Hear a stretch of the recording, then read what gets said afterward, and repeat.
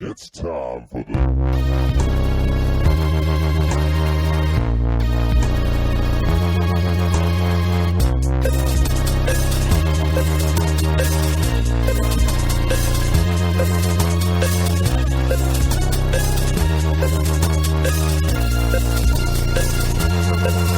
Hold on to your teeth, this rooster's about to drop.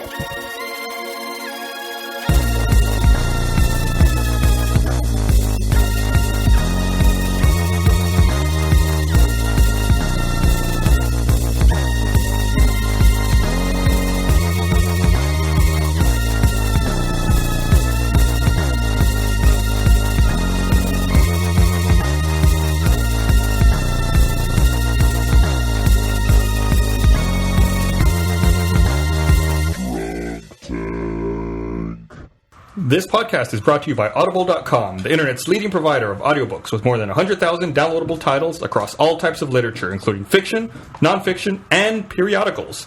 For a free audiobook of your choice, go to audiblepodcast.com/roosterteeth. How's everyone doing? Welcome to podcast number 175. 175. You're a dubstep host in here. We got, right now it's Gus, Miles, and Bernie in here. Yeah! Keeping it real. I am so happy. I have to give a big, fat thank you to everybody who went to Comic-Con this year and made it so I did not have to go to Comic-Con I this thought you were year. going to give him a big fat something else.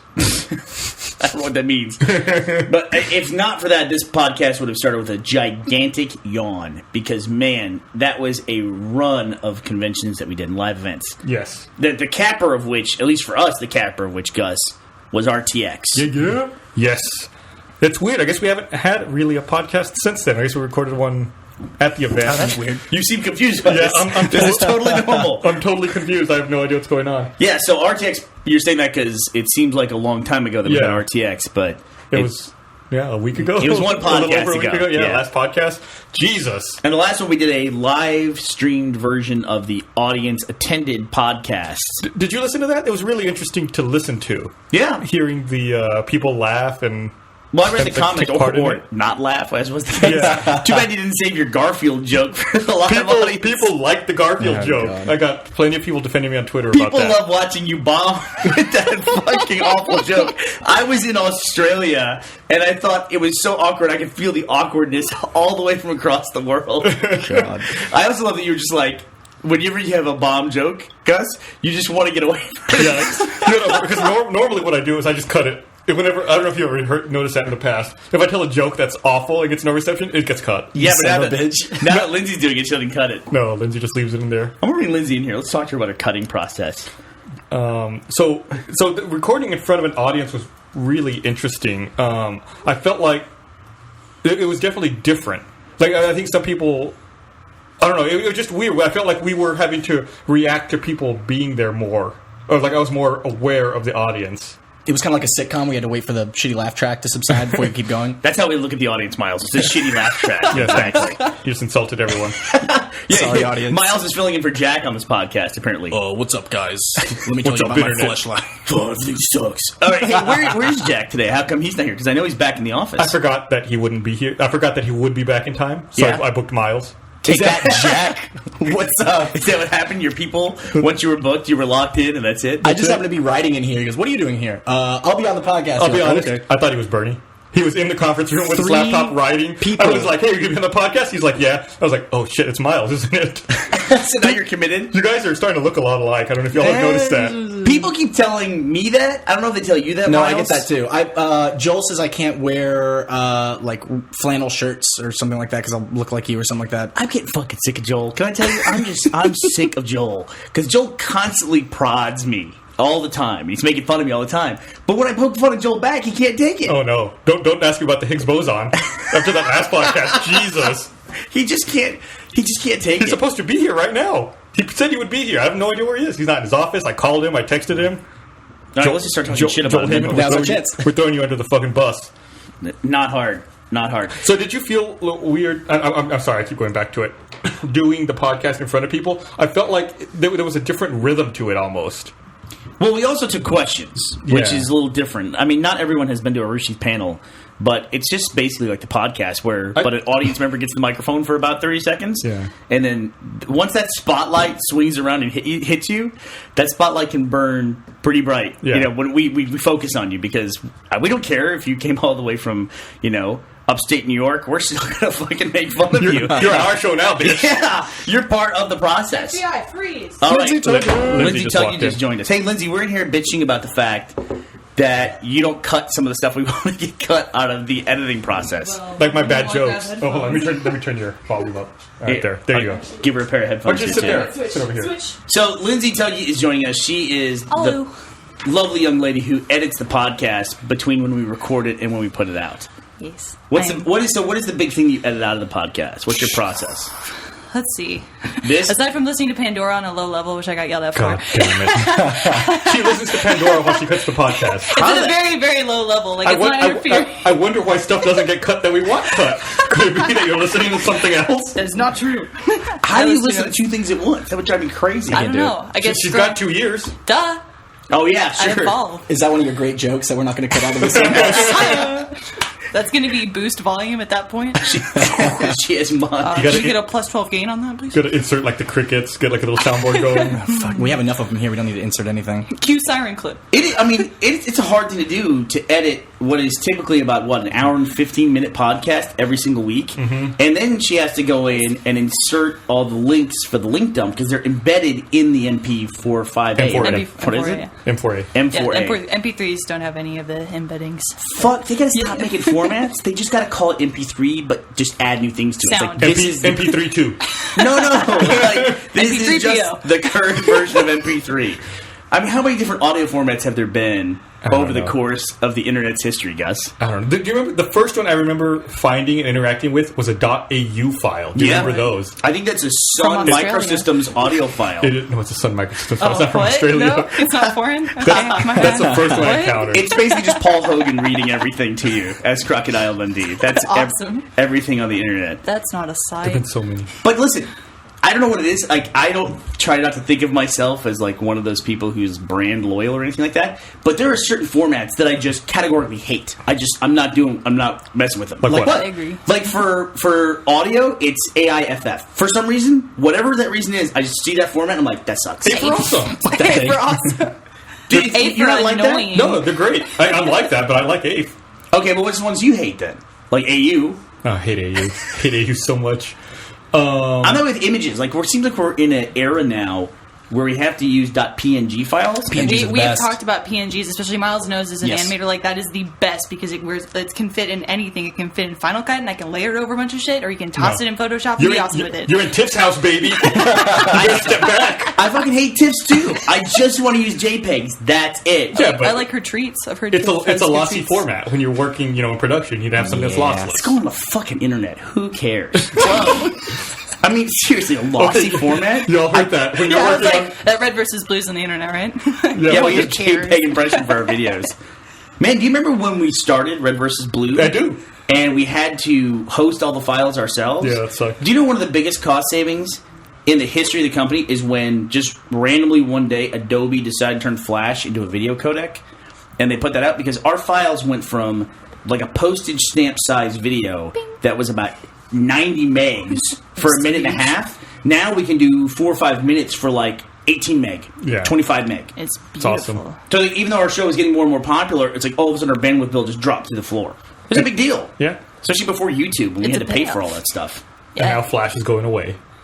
Is it? Yeah. it's Well, pretty- what's the MP4? Yeah. Yeah.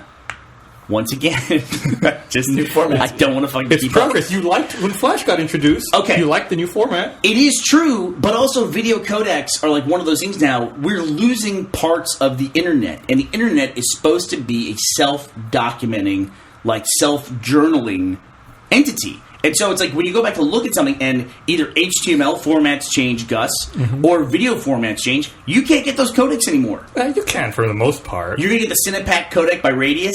Where are you going to get that thing? Come on, no one ever posted shit on the internet with Cinepack. They did back in 2001. This is the I nerdiest know, fucking I know. conversation I've They're ever heard speaking on a Chinese podcast. over here, Miles, and are like, what the fuck? I remember that. Yeah, I mean, the internet is essentially one enormous back catalog, and it is cool to go back and see stuff. Until someone doesn't pay their fucking hosting bill and their site's offline. There you go. Or the HTML format's changed and the browser can't read the page, or it looks, Yeah, it looks Have all you fucked gone up. back to an old site that you watched like before, and you're like, "What the hell? This is totally different." Like some you used to love. I went to E-Bombs World recently. That was weird. Pokemon website, Yeah. Space Jam's official homepage. Oh my god. Whoa, I think Lindsay just informed us that she used to visit E-Bombs. Hell World. yeah! I Dude, used to who visit didn't go E-Bombs to World. E-Bombs World? Fuck yeah! People who made content for the internet because it would just fucking piss us off that those guys would rehost everything that we made. Yeah. And put E-Bombs World on it. Yeah, and put their yeah, ads on it. watermark. That's still a business model, isn't it? There's still fucking sites that do that. Man, where did I see is that? one?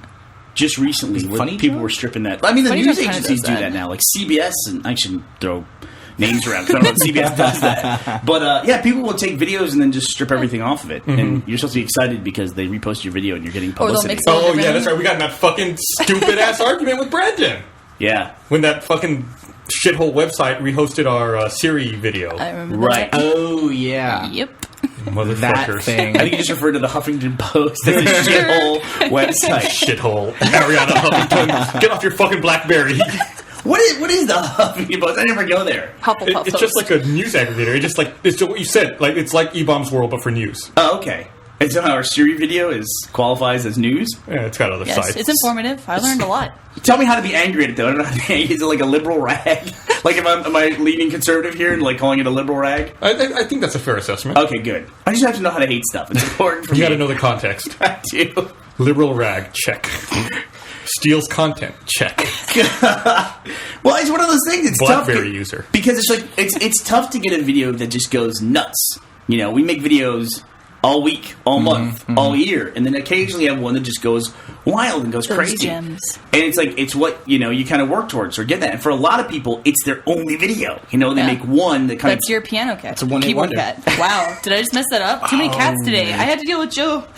you did the vaudeville version of Keyboard Cat. Ragtime piano cat.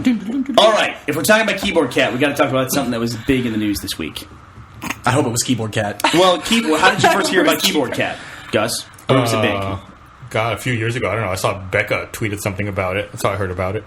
Well, I first heard about it on Dig.com because Oh. it was a big meme Right. on Dig. Okay. And I don't know if you guys heard, but Dig.com sold this week. Really?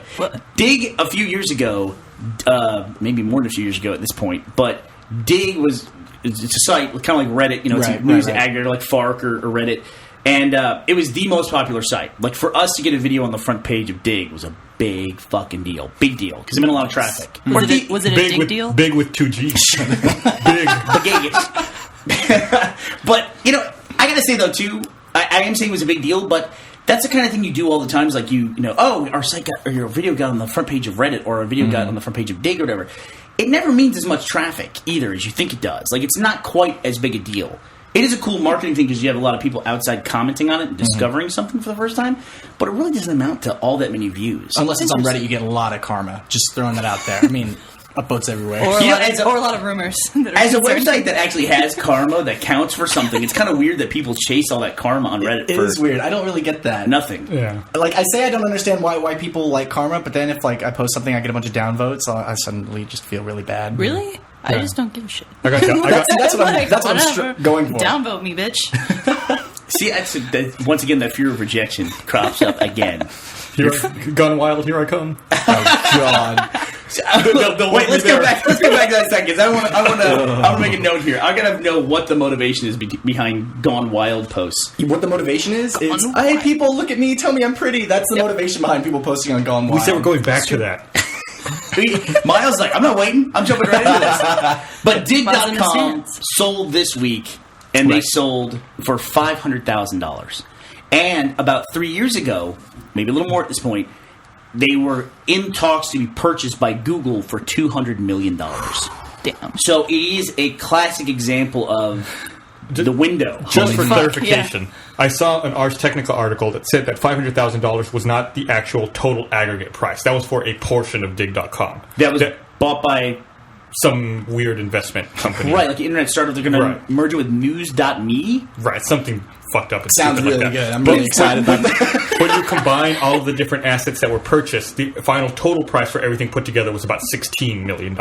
And at one point being worth about $200 million, speculative. It's still a huge difference. And I think that if you look at them, like I think it's TechCrunch that if you ever look up a site, they also tell you all their funding they've gotten, because a lot of these sites are funded by venture capitalists where they go through rounds of funding. And I think Dig was up to like $28 million in venture capital funding. Damn.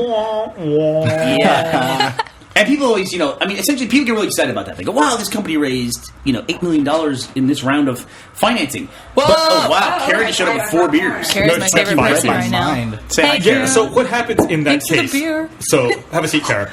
So like, let's say I'm a venture capitalist. I step in. I give Dig $28 million. They sell for a total of 16. Am I shit out of luck? Do I lose $12 million? Well, yeah. I mean, the money's gone. Like they didn't. I don't think so. Yes. Oh, Don't use your teeth on the beer bottle. They don't get a cut of advertising during the run. Like they don't get any revenue. Oh, I'm sure it's all different. But I don't think Dig ever approached profitability in the entire time it ran. Like, even when it's in its heyday, it was approaching profitability. Wow. I mean, they were... I don't know. This is total speculation on my end. Stop it. Sorry, God. Oh my God! Carrie just took off a beer bottle cap with her tongue. Whoa. With her tongue. My brain is gone today. Wow. Wow. That was still intimidating. I should take a picture of that She was bottle staring cap. right at me, too. That was so intimidating. Look what she did with that bottle cap with her teeth. What the... All right, She's here, a shark. Lindsay, I'm going to give this to you. Thanks. The other thing we're supposed to do is we're supposed to give Lindsay... I don't know what just happened, but I liked it. Hey, That's awesome. what are you wearing? A shirt? No, on your face. What did you get? What is that? It's a ring? Did you get engaged? No, I'm not engaged. It's Well, just what a are ring. you're wearing a fucking engagement ring? You're wearing It's not an engagement ring. It was a gift. It's a promise It's ring. on the ring. It's on the finger. There's one finger. Do you have anything on that? We're finger? talking to Lindsay, by the way, here. What? So what's going on with that? I just noticed that. I was given this a long time ago. Sure by you were. I'm serious. By That is Mr. not a Jones twist next off. That's door. why I bit it. Crackhead. Can you bite it? Yeah. Someone needs to No. take a Need your video. help. Someone needs to take a video of her doing that. All right, hold on. Yeah. Let me take a video. Hey, of welcome, Kara. guys. This is Kara. Nice to see y'all. Thanks for the intro. Bite it. Sorry, Bite we're it, too Kara. busy biting the bottle caps off of beer. Like one a thinks I can badass. do it. Texas. All right, hold on. Here we go. Oh God! We gotta have a video going here. Okay, here we go. Here's Here, a video. I'll of get this- close to the mic. Oh, then no, you can I'm gonna hear get the background of the Gears of War bus that we're Oh. doing. Wait, no. All right, I did it.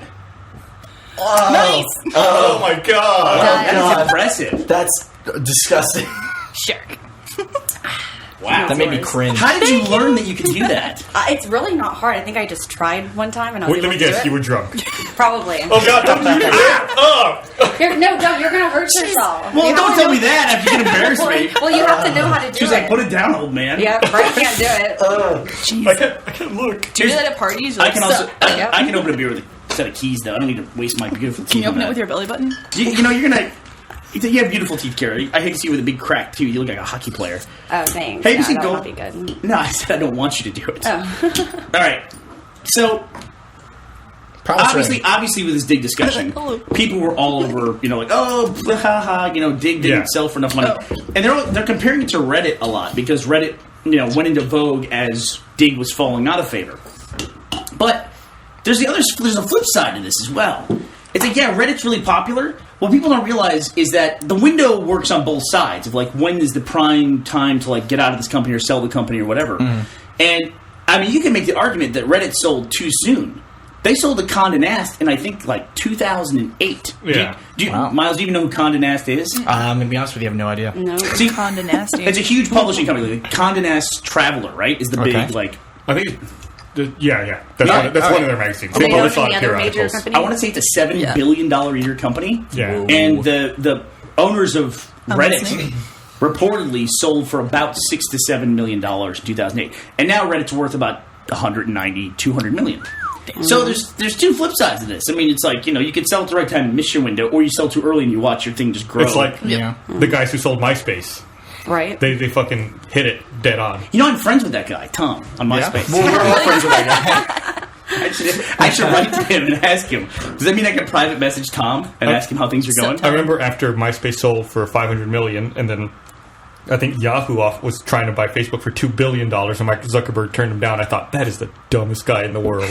Yeah, MySpace was bought for $500 million by Fox. Yeah. And it was like, what? $500 million from MySpace? It seemed ridiculous, $500 million. And then Mark Zuckerberg made the comment that he wouldn't sell Facebook. Facebook was worth at least $1 billion. Everybody's like, shut up, Mark Zuckerberg, you idiot.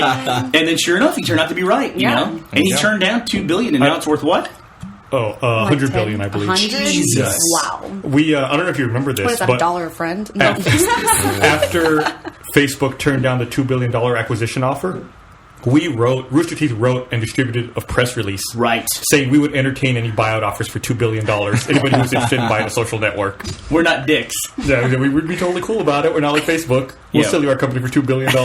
We won't embarrass you in the news and say, no, we're not going to take your offer. Sadly, nobody took the offer. It was sad. It was a really sad day. I had already priced out the Maybach that I wanted and everything. There was this dude in Nigeria, though, who, like, it just seemed like goodness. the way to get the check seemed a little difficult. All right, here, I'm going to read this real fast. Just a reminder, this podcast is brought to you by Audible.com, the internet's leading provider of audiobooks with more than 100,000 downloadable titles across all types of literature and featuring audio versions of many New York Times bestsellers. For our listeners, Audible is offering a free audiobook to give you the chance to try out their service. One audiobook to consider is 50 Shades of Grey. For a free audiobook of your choice, go to audiblepodcast.com/roosterteeth.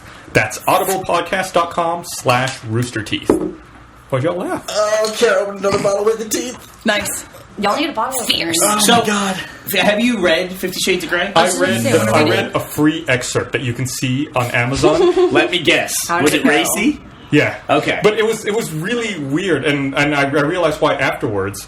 I guess the author is British, but she was writing American characters. Okay. So every now and then there'd be a weird thing, like an American would refer to an elevator as a lift, or something like that. They A would stop torch is a Yeah, flashlight. it's like, wait, what?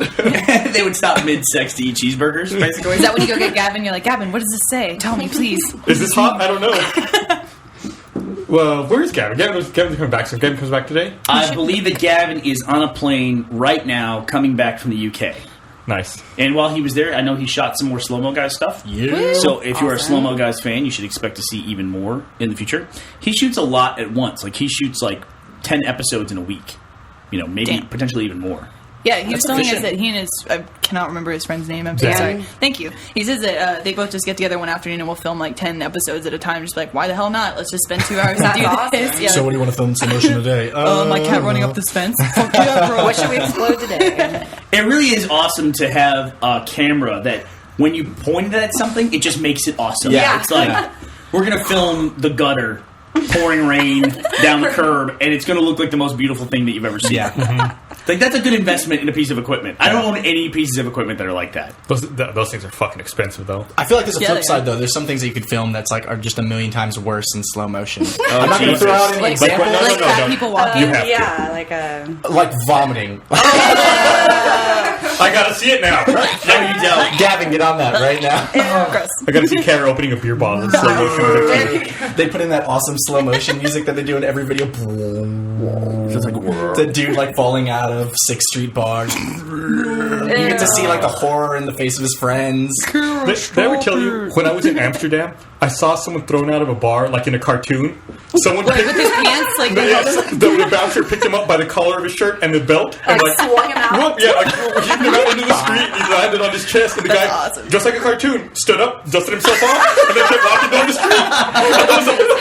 One of these days, I want to see a fight that escalates to such a level that it creates a small dust cloud where I can only see fists and legs. Yeah. Yeah. That's what I want to see in life. that shoe's winning.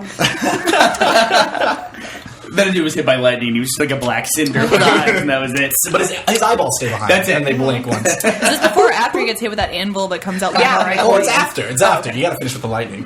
So that must be a bouncer's dream. It's like my whole life. I'm prepared for this. I'm just Yes, going to chuck I'm this guy ready. out the street. He updates his Twitter, finally tossed some asshole out of the bar. Hashtag awesome.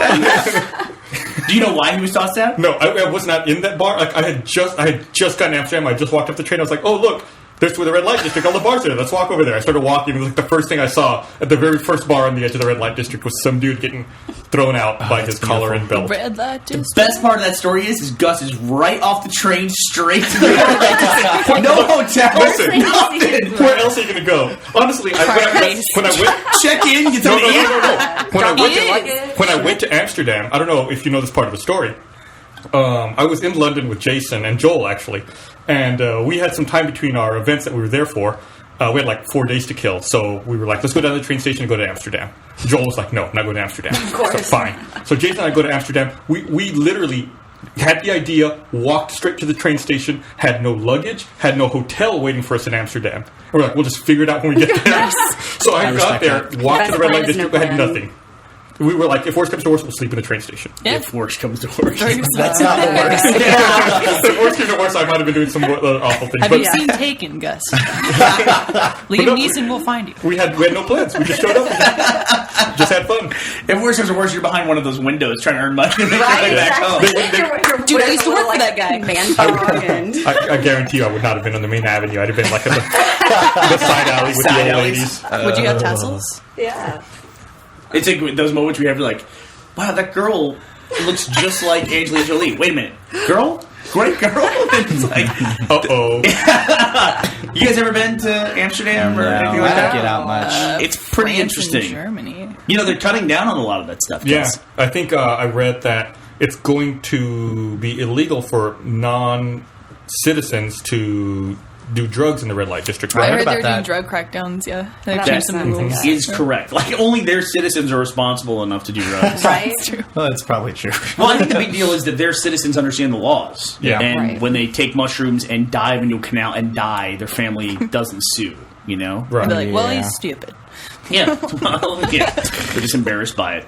I remember when I was in Japan just recently, we were under a bridge and there was all these kind of uniform boxes and some of them had feet kind of sticking out of them, like someone laying down. And we had a guide that was taking us around, someone we knew there.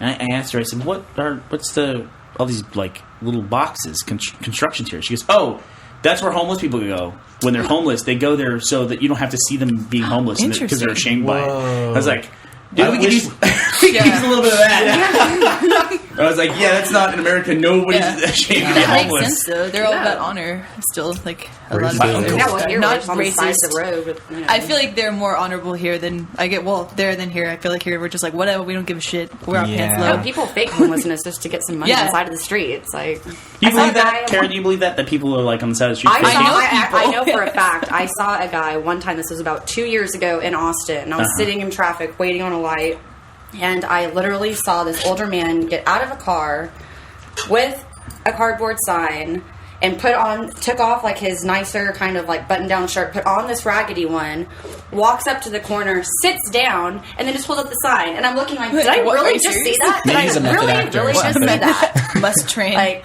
come on, you can get a better job. Are you know? sure he didn't just come from a job interview? Like I'm serious. Like, the halfway house didn't give him a ride, and he's not taking care of his clean shirt. Gus, since when do you all give right, people the yeah, benefit of the yeah, doubt? yeah. When- I just White want knight to over agree here. with Kara. Of course, all right. Karen Bring was it so on. mad she started spitting bottle caps at people. Wasn't there that famous homeless person in New York? It was a lady who they found out she was actually worth like a couple billion or something, or a million, I'm sorry, because she had like saved up over years and years and years, and that's all she did was be homeless. I think that's a Yeah. welfare case, actually. Like she Really? was called she had a it was almost like a pyramid scheme, but with welfare within one family. They just had an enormous amount of social services coming into this one household, Crazy. and it was a ridiculous amount of money. But did you guys hear about the? There's a homeless guy. Gus, stopping when this sounds illegal. There's a homeless guy in Austin who is doing aggressive panhandling, is what they're calling it, where he'll get in your car no, and then tell you to Negatory. give him money. And then he wants money. He usually wants about $5. And if people don't have money, he says, "Well, then why don't we just go to an ATM and you give money?" And I'm people all out take of money, him. but here's a shotgun shell, bitch. Yeah, people take him fuck to an out of my ATM, and they're just calling it. They're calling that aggressive panhandling. They're not calling that mugging. I call it fucking horrifying. Yeah. Isn't that like kind of breaking and Don't- entering? Isn't that, Like, yeah, take like a vehicle? carjacking? Like, Don't Yeah. people lock their car doors? Don't most cars automatically lock as soon as you put them in drive? Not mine. People in weird social situations will make bad decisions. Like if the guy knocks, they might open their door. There's a Karen and I That are like, not turn there. out good. But there's I'm trying to find the article. There's no a- positive outcome that can come from that. quit hitting the fucking table. We want more. What are you gonna do, guys? I'm gonna kick you out of here. Oh, look at this! What are you gonna do? She's fronting now. She's She like, gets a couple of bottle caps in her and she'll say anything. There's one guy, this one homeless person in town who hangs out in the area where I live. His name is Nathan, Oh, and he's a cute. blind dude. Yeah? or like partially blind, and he walks around with the cane. Yeah. and he always acts like he's lost. He's like, "Where am I? I don't know." And then he guilts people into giving him a trip to go get a new cane or something. What's this guy look like? Interesting. He's like a tall black dude. He's Oh, probably wait, like, I know that guy. Yeah, no, he did the same thing. Yeah, he says like, "Oh, I just need a couple dollars to go get a new cane from the Texas School for the Blind." He gets a few dollars from you. He asks you to take him to Texas School for the Blind. Then on the way, he's like, "No, wait, let me stop by my friend's house first." Miles is reliving Of all this, like, course. holy shit. I'm gonna be honest. I felt really bad about this. One time he ran into me and he gave me that whole spiel. He's like, "Oh yeah, I'm lost. I don't know where I'm going." But like I've run into people like that before, and I'm gonna be honest. I still feel bad about this, even though I think he was trying to get my money. But I slowly started to walk away mid sentence to see if he was like really blind. It's like so a he T-Rex. could like see me leaving. I felt I just kind of like slowly tiptoed away mid sentence. Dude, you're a scum. I felt so bad, and I was like, I thought there was a kind, caring person here. Where'd he A go? little bit, right? I could see that. Once he gets the money, he makes you take him to 12th and Chicon where he buys crack. Like he just gets out of your car. In class, I had to go. I was like, I'm sorry, I just have to go. No, you did the right thing. Don't give that guy money. So you're paying for the guy's habit, and you're driving. You're driving him there to buy drugs. So you've done Yeah. this before, No, like, obviously. like, 'cause you know his name and all of his information about you. You know the intersection. We, like on my neighborhood email list, we talk about it all the time. And sometimes he'll be walking down my street, and he'll see me, and he'll be like, "Oh, what street is this?" I said, "Nathan, I'm going to go inside and call the police now, so you better find somewhere else to go." Jesus. Gus does not fuck I around. do not fuck around with that guy.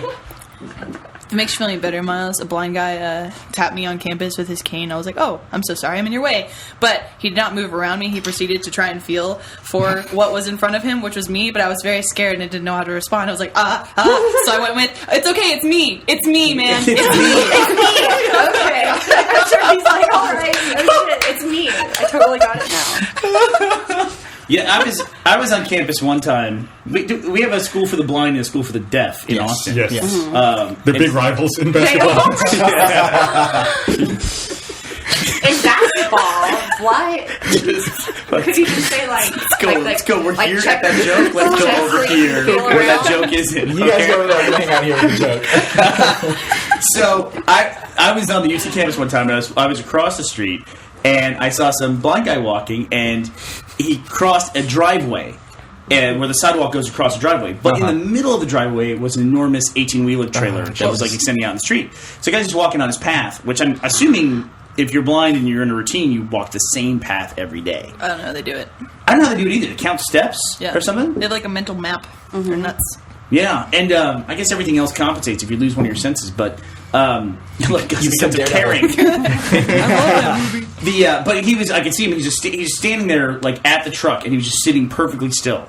And he was just like, I could tell he was like trying to like take in what this was, like, because it's like hitting a wall, basically. Right. Are you? And so I walked across the street, and I said, "Are you trying to figure out what's going on?" He goes, "Yeah." He goes, "Can you tell me where I am? Because I don't know where I am. I thought I was in one place, but then I go, God, you're that's probably scary. in the same place." I go, "There's a big 18-wheeler that's just parked here in the way." And so I was like, took his arm and like got him in the right place. But it's one of those things like so many people were just walking around him, like it's like, and I could tell it was just one of those social Yeah. situations where Where you can't be like- anybody would have liked to have helped him, but they just didn't feel like it was appropriate to Right. help Yeah. him. And he probably didn't feel like it was appropriate to be like, hey, can you guys help me? What's Probably, shitty is when you but- go to help people occasionally and they get really pissed off at you for doing it. They're like, "I got it. It's okay. I can do yeah. this myself." I'm sorry. Yeah. I get it. apologize." Yeah. No, what's shitty is that I walked him into a fountain. I'm like, that was a bad deal. Oh no. So I got him, but it's like I felt bad because it's like then I started to really think about it. Did I put him in the place and like get him in the right path? Like Right. I Did you mess with described his him where path? he is. Like, oh, we're gonna go to the stairwell outside of Welch, which is one of our halls there. You know, Oh, 'cause it's like, Welch. doesn't know where that is. You know what I We mean? were right near that one red building. Oh. What is red? Yeah, that's the thank you. It is red. Kara was playing the role of the blind person in this. All right. You really captured the character in that Yeah, one, well, Kara. she's like providing closed captioning for differently able people listening to podcasts. It's like she's assisting in some way herself. Thank you for your service, Kara. Glad to be here. Glad to help. I have to admit, you came in with beer that you opened with your teeth. There's nowhere to go from there but down. I mean, that's like But down? I'd say there's nowhere to go. I don't know if she brings back more beer. Yeah. I'd still be on her side.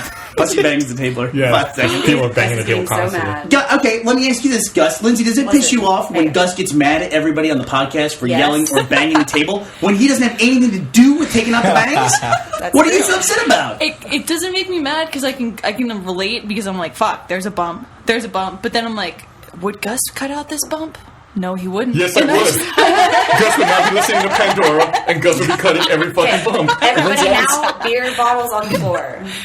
Okay, I guess cannot. What is There's red? a lot of talking over. I will say that talking over happens a bit. That I can totally relate with you when you're like, "Shut up, stop." I'm like, I agree. I don't know who the fuck's talking right now. Yeah, you just got to get the story out. All right, do you agree with that? Because there's times when the audience tells us they like when people yell over each other. It's fun when you see the clusterfuck, but I guess from an editing standpoint, I'm like, oh my god, it just sounds like you're in one room and you're all fighting. It's also fun when it happens occasionally, not when it goes on for 45 minutes straight. Speaking of which, where the hell's Joel? We gotta get him in here. I don't know. I Joel. sent him a bunch of texts and He was I in called the him. annex Let's call him earlier. on speaker. Joel. Call him and put him on speaker. We've been doing Yeah, too many just like videos we with did. Joel. Yeah, exactly. We gotta, hey, I know how it works now. I'm going to talk Joel, about. how I'm do you going to talk door? about these things for a second while you try to find Yes. Joel. Woo! So Those things are I ball. don't know if you listened to last week's podcast or not, but we gave away a couple of video game replicas made by Project Triforce. And we still have some more they wanted us to give away to people who listen to the podcast. Can you gangland that, Those or is look it too badass. heavy? It's pretty heavy. For those of you let me at see. home, Gus is. So now what is holding- that weapon Oh, called? wait, the Gears judge of of War. this. This is a heavy? snub pistol Oh my gosh, from the this Gears is of War franchise, and it's fucking heavy, but it looks really, really cool. Kara's Sounds like a intimidating badass. with this gun. So we're gonna have. Kara, she's got some guns. Look at that. Guns with the guns. Look at that. Ooh. Wait a second, wait, hold on, real quick. While we're talking about Kara's arms, you came up to me earlier today and you said, "Hey, Miles, That's so a whole other this- conversation. Let me finish my fucking story. Oh god damn it! Okay, fine, go. I'm trying to give some stuff away to the listeners here. So we have one of those COG snub pistols to give away. We gave away one of those last week, and we also have two of those Marcus Phoenix busts over there with the gold lancer. I don't know if y'all can see it back over there. Oh, yeah. Oh, that And it guy's lights cool up. looking. Yeah, He's hot. we got Dude, I was just thinking the same thing. He's hot. we got You were two, thinking Marcus Phoenix? we got is two hot? of those to give away, and then one of the COG snub pistols. We need to have a That's how you hold talk. it. I'm not feeling the stash. Sorry. You know, I gotta Slash say that video games get a lot of bullshit for little- being yeah, having I'm not feeling ridiculous female characters. There are just as many ridiculous male characters. Yeah, Marcus do you know, Phoenix- do you know a single dude that looks like Marcus Phoenix? Absolutely fucking Yes. not. He has fingers the size of sausages and a neck the size of a tree trunk. So guess what else he is? What? See? I think he's hot. See? What is Kara. red? He's not real, Kara. Like, I mean, look at, have you ever met a dude who looks like either M. Bison or Zangief in I real life hope either? to one day. I mean, these people exist, but it's like in video games, it's everybody. Yeah. Danny DeVito kind of looks like In Mario. video games, every character's either like that if it's a dude or a super skinny big boob girl. Right. It's like Yeah. it's always an extreme one. Or the However, other. Gus, I mean, not to like pull that whole reverse. Well, if things were different, but you know, if we complained about the representation of men and the male body in video games, people would be like, "Just shut up, pussy, work out." They'd be like, "Shut your fucking mouth," you know. So it goes both ways. It's Yes. I agree. fine. I don't mind looking at a hot dude. Who's the hottest dude in video games ever? Oh my god. Fuck. Luigi? Does that count? Get the hell out of here, Luigi. Luigi. I think Samus is pretty hot, but that's a girl. That's Yeah? fine. Yeah. That's Crossover. fine. Keep Me, going. me and Samus. Go on. Hey, did you see, Kara, that Lindsay has a ring on? I do. Yeah, I came in here right as you started talking about that. So what's the story? Yeah, you Did thought we you get to find out about that? Yeah, the fuck, Lindsay. I well- might have. When did you get it? Because he made Kara knows more about it than everyone else. he made a tweet the other day about 6-month anniversary Yes. and Yes, it was our spending a lot of 6 months. time You've had that for together. a while, though, haven't you? Yeah, I've had this ring probably since Christmas. I might Yeah. have helped approve. You might have. Oh yes. wait! Oh, that's that ring. Yes. Oh, I knew about this ring. Miles knew about Kara it. and Yeah. Barbara may have been consulted for approval. I'm glad you guys know my style. Thank you. So have you been wearing it this whole time and we just noticed? Yes and no. It was a No. little small and I had it off for a while to get it resized, but it's probably been on me for like a month now. Now listen, No. as an mature adult male in your life, Mature. I don't know about that. I feel like I have the obligation to tell you what a terrible decision this is. Have you really thought this through all the way? Oh yeah. Hey, you know this guy, Yes. Michael. I don't know. I got questions. Wait, what's Do his that I need to be really asked. know Michael? Do I? Do Do I you? know Michael Vincent Jones? So when when Michael goes off Everybody mic, is he remember as that? ragey as he is on mic? Vincent. Yes. Is he There's really? a lot of shits and fucks in the morning, but I'm the same way. Gross. It's Is that what y'all do in the morning? Should we bring Michael in here? I'm sorry. Oh, my God. All right, now I know y'all's morning As a routine. figure Shouldn't fuck. Should we bring Michael in here to talk about this? If we do that, we should kick one person out. All right. Well, we'll wait then. Yeah, we'll Maybe wait. we'll have a Lindsay and Michael spoiler cast. We gotta have another spoiler cast. We should. Yeah. Because we really like the one that we did for Massive. Mass Effect. Yeah. We The were Mass supposed to Effect do spoiler one cast was for cool. Avengers, and we didn't. But I think we could do one for either Game of Thrones or Breaking Bad just started. Oh, yeah. So we talk about. Did you watch the first I episode have of Breaking Bad? not Pretty- seen it yet. I will see it by the time this podcast is out. What? Okay. Yeah. Okay. You know, they did break up the last season of Breaking Bad into 2 seasons. I hate when they do that. Why? It's just one season. It's not 2 full-length seasons. They go for 2 half seasons. Right. Why not just put it all out? Battlestar Galactica, I think, was the first person to do that, where they had season 2.5, is what they called it. Yeah. Stupid. So They stupid. even released DVDs of the first part of the before season. the second part of the That's season was just even out. obnoxious. Yeah. I blame, ultimately, I blame The Sopranos for the start of that. I hear ya. For their long hiatus between seasons. But here's how I look at it.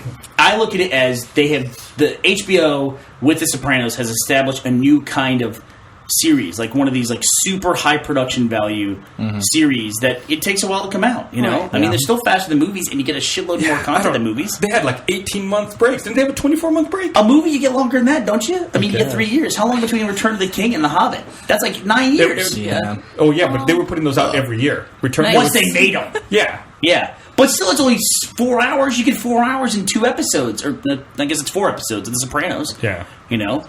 I don't know. I like this new like Uber TV It's pretty series stuff they're doing. I like that too. I'm a fan of TV, so. And I don't I'm a fan of Netflix. I don't watch that TV. I'm a huge TV person. plus, I watch everything in bursts. I don't sit there week to week waiting for it to come out, really. Yeah, unless Yeah, you who would do fuck that? yourself like Breaking Bad. I know. You did that for the first few seasons, and now you're screwed like the rest of us. I know. It's true. It's true. And I like it so much I can't help but watch it every single week. But then again, I can never remember what happened the previous week. Like, It's just a part of growing up, Bernie. that was the first 5 minutes of watching Breaking Bad. Was talking to everybody in the room like, where was he in the last season? What is this guy? Was he dead? I've been rewatching all the back catalog trying to get ready for this season because I knew that was going to fucking happen. I'm not doing that. You're not? Nope, I'm not doing that. People should like edit together like a primer. So it's like this is enough to know, The best parts of Do they every not do episode that that's at the happened. beginning or of it? just like just to refresh my memory, you know, or the A people who recap watch real the quick. show. Yeah, Usually they do that. Do they not do like some sort of like They recap at don't, the they, beginning? they don't do that on Breaking Bad. Yeah, they don't do that. Check it out, yo! This dude does meth. Here you go. but I got to tell you, when they do that, like they usually do that on Lost all the time. Yeah. Carrie, did you watch Lost? I watched it a little bit at the beginning. I watched Weeds a lot, and then I watched Curb Your We're only, Enthusiasm. we're only asking about Lost. No. I'm Why are you like? Always say it was How to me you. today? Guess was it in for me? Well, what did I pissed do him to off. you guys? It's because you said Marcus Phoenix was hot. You were- Because you you were bang banging your the fucking table. bottles. Look, I have my little pinky finger down now, so I can't do that. When in doubt. No, I'm Yeah. interested to know what Kara watches because Kara, I think, is the most different of anyone else who works here. Like, I think a lot of people, if they said they watched, do you watch Lost? Most people who work here would say yes, they watched it at one point. I watched it at one point. Yes. But like, what's like your favorite TV show of all time? Quite frankly, I was a little surprised to hear Curb Your Please say- Enthusiasm. Please say I'd Real Housewives Curb. of Jersey. I Please say Real Curb. Housewives of New Jersey. Curb or Do you watch Housewives? Curb or It's Always Sunny. Really? Do I watch Excellent Real Housewives? So I guess not that Stuff different. was okay for a while. Now I Always don't Sunny, like any yeah. of the people Now anymore. it's not Everybody's as good as it too used much to of an be. asshole. But Curb. I'm gonna ask a terrible Hardcore. question that I really don't want to know the answer to. Oh god. Do you watch The Bachelorette and No, Bachelor shows? You don't. I hate those Okay, shows. so not I as hate different as those I actually shows. thought. There you go. I can respect that. Proud of you. You are challenging all of our stereotypes today, Kara. Okay, You good. don't watch The Keep it Bachelorette, coming. and you can Hate open that. up your bottle with your teeth. All right. Wait, I just remembered. Kara's arms. Kara, you have a freaky thing going on with your arms. Kara came up to me today and she goes, I have "Hey, freaky- so I haven't been able to feel like my forearms for like 5 days. 5 days, what she told me too. What? I'm like, It's really? just She one goes, of yeah, my I just can't arms. feel. I can't feel it. Do you think that's bad? I'm like, fuck Yeah. yes, I think that's bad. You should go to a doctor. Her first instinct, she goes, well, why? Because you can't feel your fucking arms for the past 5 days. Well, When did it You start? pinch a nerve? I think like right after RTX. Maybe I just don't know. Oh, It's that like sounds signature. work related. I'm sure it's No, not. no, no, I'm no. sure it's not. Right? Total Work coincidence. stuff like that. Signature What y'all elbow. do? No, I think it'll be. I'll just wait it out. It's weird. It's right in on my forearm, just in one muscle area. It feels like it's numb, but Famous It last not It words. a big feels like it's deal. numb, but it doesn't tingle. It's just dead. yes. Yeah, it's cancer. But no, Bernie got told, cancer. Bernie told me earlier it was AIDS. He's like, yeah, Whoa, you have jeez. AIDS. All right. And then he goes, that's the answer for anything. You know, your throat hurts, you have AIDS. So, AIDS cancer. so never ask Bernie for I learned all my advice. medical knowledge from the internet. Everything is either cancer or AIDS. That's it. That's it. Anything other than that is way better. So And- why not be told AIDS first? It's never lupus. Never. Never a It's fuck. never And every couple of years, it's bird flu. That's it. AIDS, once in a cancer, while. or bird flu. Yes. That's it. Damn it, Spain. You know, I read a thing. Did we talk about the chart that I saw, which was the ways that people die? And they charted it 100 years ago. versus today. I don't saw think- that on Reddit. I don't think so. You saw that chart too? Yeah, That's yeah. cool. I It think was New York interesting. Times did it. Yeah. It's crazy that. Is Like that a like hot- bubonic plague? And Yeah, then- bubonic plague probably. Well, that was a big one And years ago. pneumonia. Sorry. I apologize. Wow. Lindsay, Again, when was the bubonic plague? I'm going to say Where? 1600s? 1600s? Yes, I apologize. And where was it? Europe. Okay. Do you know what Everything caused was it? going on in Europe Well, back in the 1600s. it's not. Everyone thinks that it's rats, but it's actually the mice or the fleas that were on top of the mice/rats are the ones that would carry the disease. Correct. Right. And then it's supposed to have an effect, kind of like AIDS. People believe that people who descended now have the certain genes. You guys talked about it on the podcast, but I read about it too, where they can like deflect the HIV virus because it's the same thing as the bubonic plague, basically. Yeah. The immunity that people inherited for the bubonic plague makes them immune to HIV as well. Oh, okay. It's like 10%, I think, of the Anglo-Saxon population that comes out of Europe. She'll Right. explain So science. you're fucked, Gus. I am fucked. It's one of the things they test for on that genetic test that I took. Are you? Do you have it? I don't have Yeah, it. you're fucked too. I gotta admit, I was. Do you have AIDS now? Exactly. Why are my arms numb? I can admit, it's like, I want the advantage. Like, I realize the advantage is not fair. Yeah. But when I don't have it, then I'm like, I want the unfair advantage. I really do. I want it, and I'm disappointed that I don't have it. Yeah, that'd be awesome. Hey, Kara is giving up her seat to Bye, Kara. let Joel Heyman sit Bye, down. guys. Love Can I you. get my Thank beer? you. Watch For the this, Joel. beer. Watch what she's gonna do. Yeah. Oh, no, don't do it again. Do it. Don't Do it. Do it. Oh, Do it. what the Do it. fuck, Kara? Do Oh. it. Ninja. No, that's not ninja. It's fucking gross. Later, guys. I would just like to tell the podcast audience that Kara is single and she is available to open beer. And bottles. apparently Just she's watch out for right. her fucking teeth. Has a Jesus. dentist? Has a dentist see you do that before? I bet you would be really What are you doing? psyched. Why did you take my keys? These are yours? Yeah. These are the production track, aren't they? Nice it's my try, Kara. I was just right. Does this mean I have to drink the beer? This means I have Here, to I'll drink take it the if you don't want it. Thank you. Well, no, I mean, Kara. I'll drink the All beer. right, you drink it. Hey, Joel, welcome to the Hey, podcast. hello, hi. Glad you could join us. Yeah, that's actually Kara was filling in for you very nicely because she banged the table from beginning to end. People love it. People love banging table. That's the only reason they listen to the podcast is the banging table noise. Joel's idea of why people listen to the podcast is so different There's than a lot everybody of else. a lot of drummers. Oh yeah. They want to hear us talk about the Higgs boson. You got to keep Jesus. the What- beat. what is it again? You got to keep the beat. I think I was money on all that. I don't think I was wrong on anything that I said. Now. Neil Peart Do you- listens to I us all the stand time. behind everything that was said. Joel, do you think the Higgs boson discovery will be good for us or bad for us long term? No, we're all doomed. Yeah, No, okay. I mean, it's got to be good. It's got to be good, right? But you're like, Anytime science moves forward, it's got to be good. I Oh, yeah. guess. Well, Sight. World War One. I had a weird I mean, unless theory- you're Japanese in 1945. Do you guys hear my weird theory about black holes? What? That black holes in space are just civilizations that progressed to the point where they destroyed themselves with science. Like they tried to do what we're doing right now. And We don't have too much science. oops! And that's what black We holes just are. wanted to make a Probably, cooler but is there iPhone. anything cooler than a black hole? I mean, really, if we can just create one, that pretty much justifies our civilization, doesn't it? It does? What? They're very cool. It'd be cool if you could make a black hole and you like fire it with a slingshot at other At places. people? Yeah, fuck them up. That'd be cool. You know how many people would be sent into black holes? Are you kidding me? I would do that every morning when I came to the office. I'd be like, I don't like you today. You'd be like, shit, fuck black hole.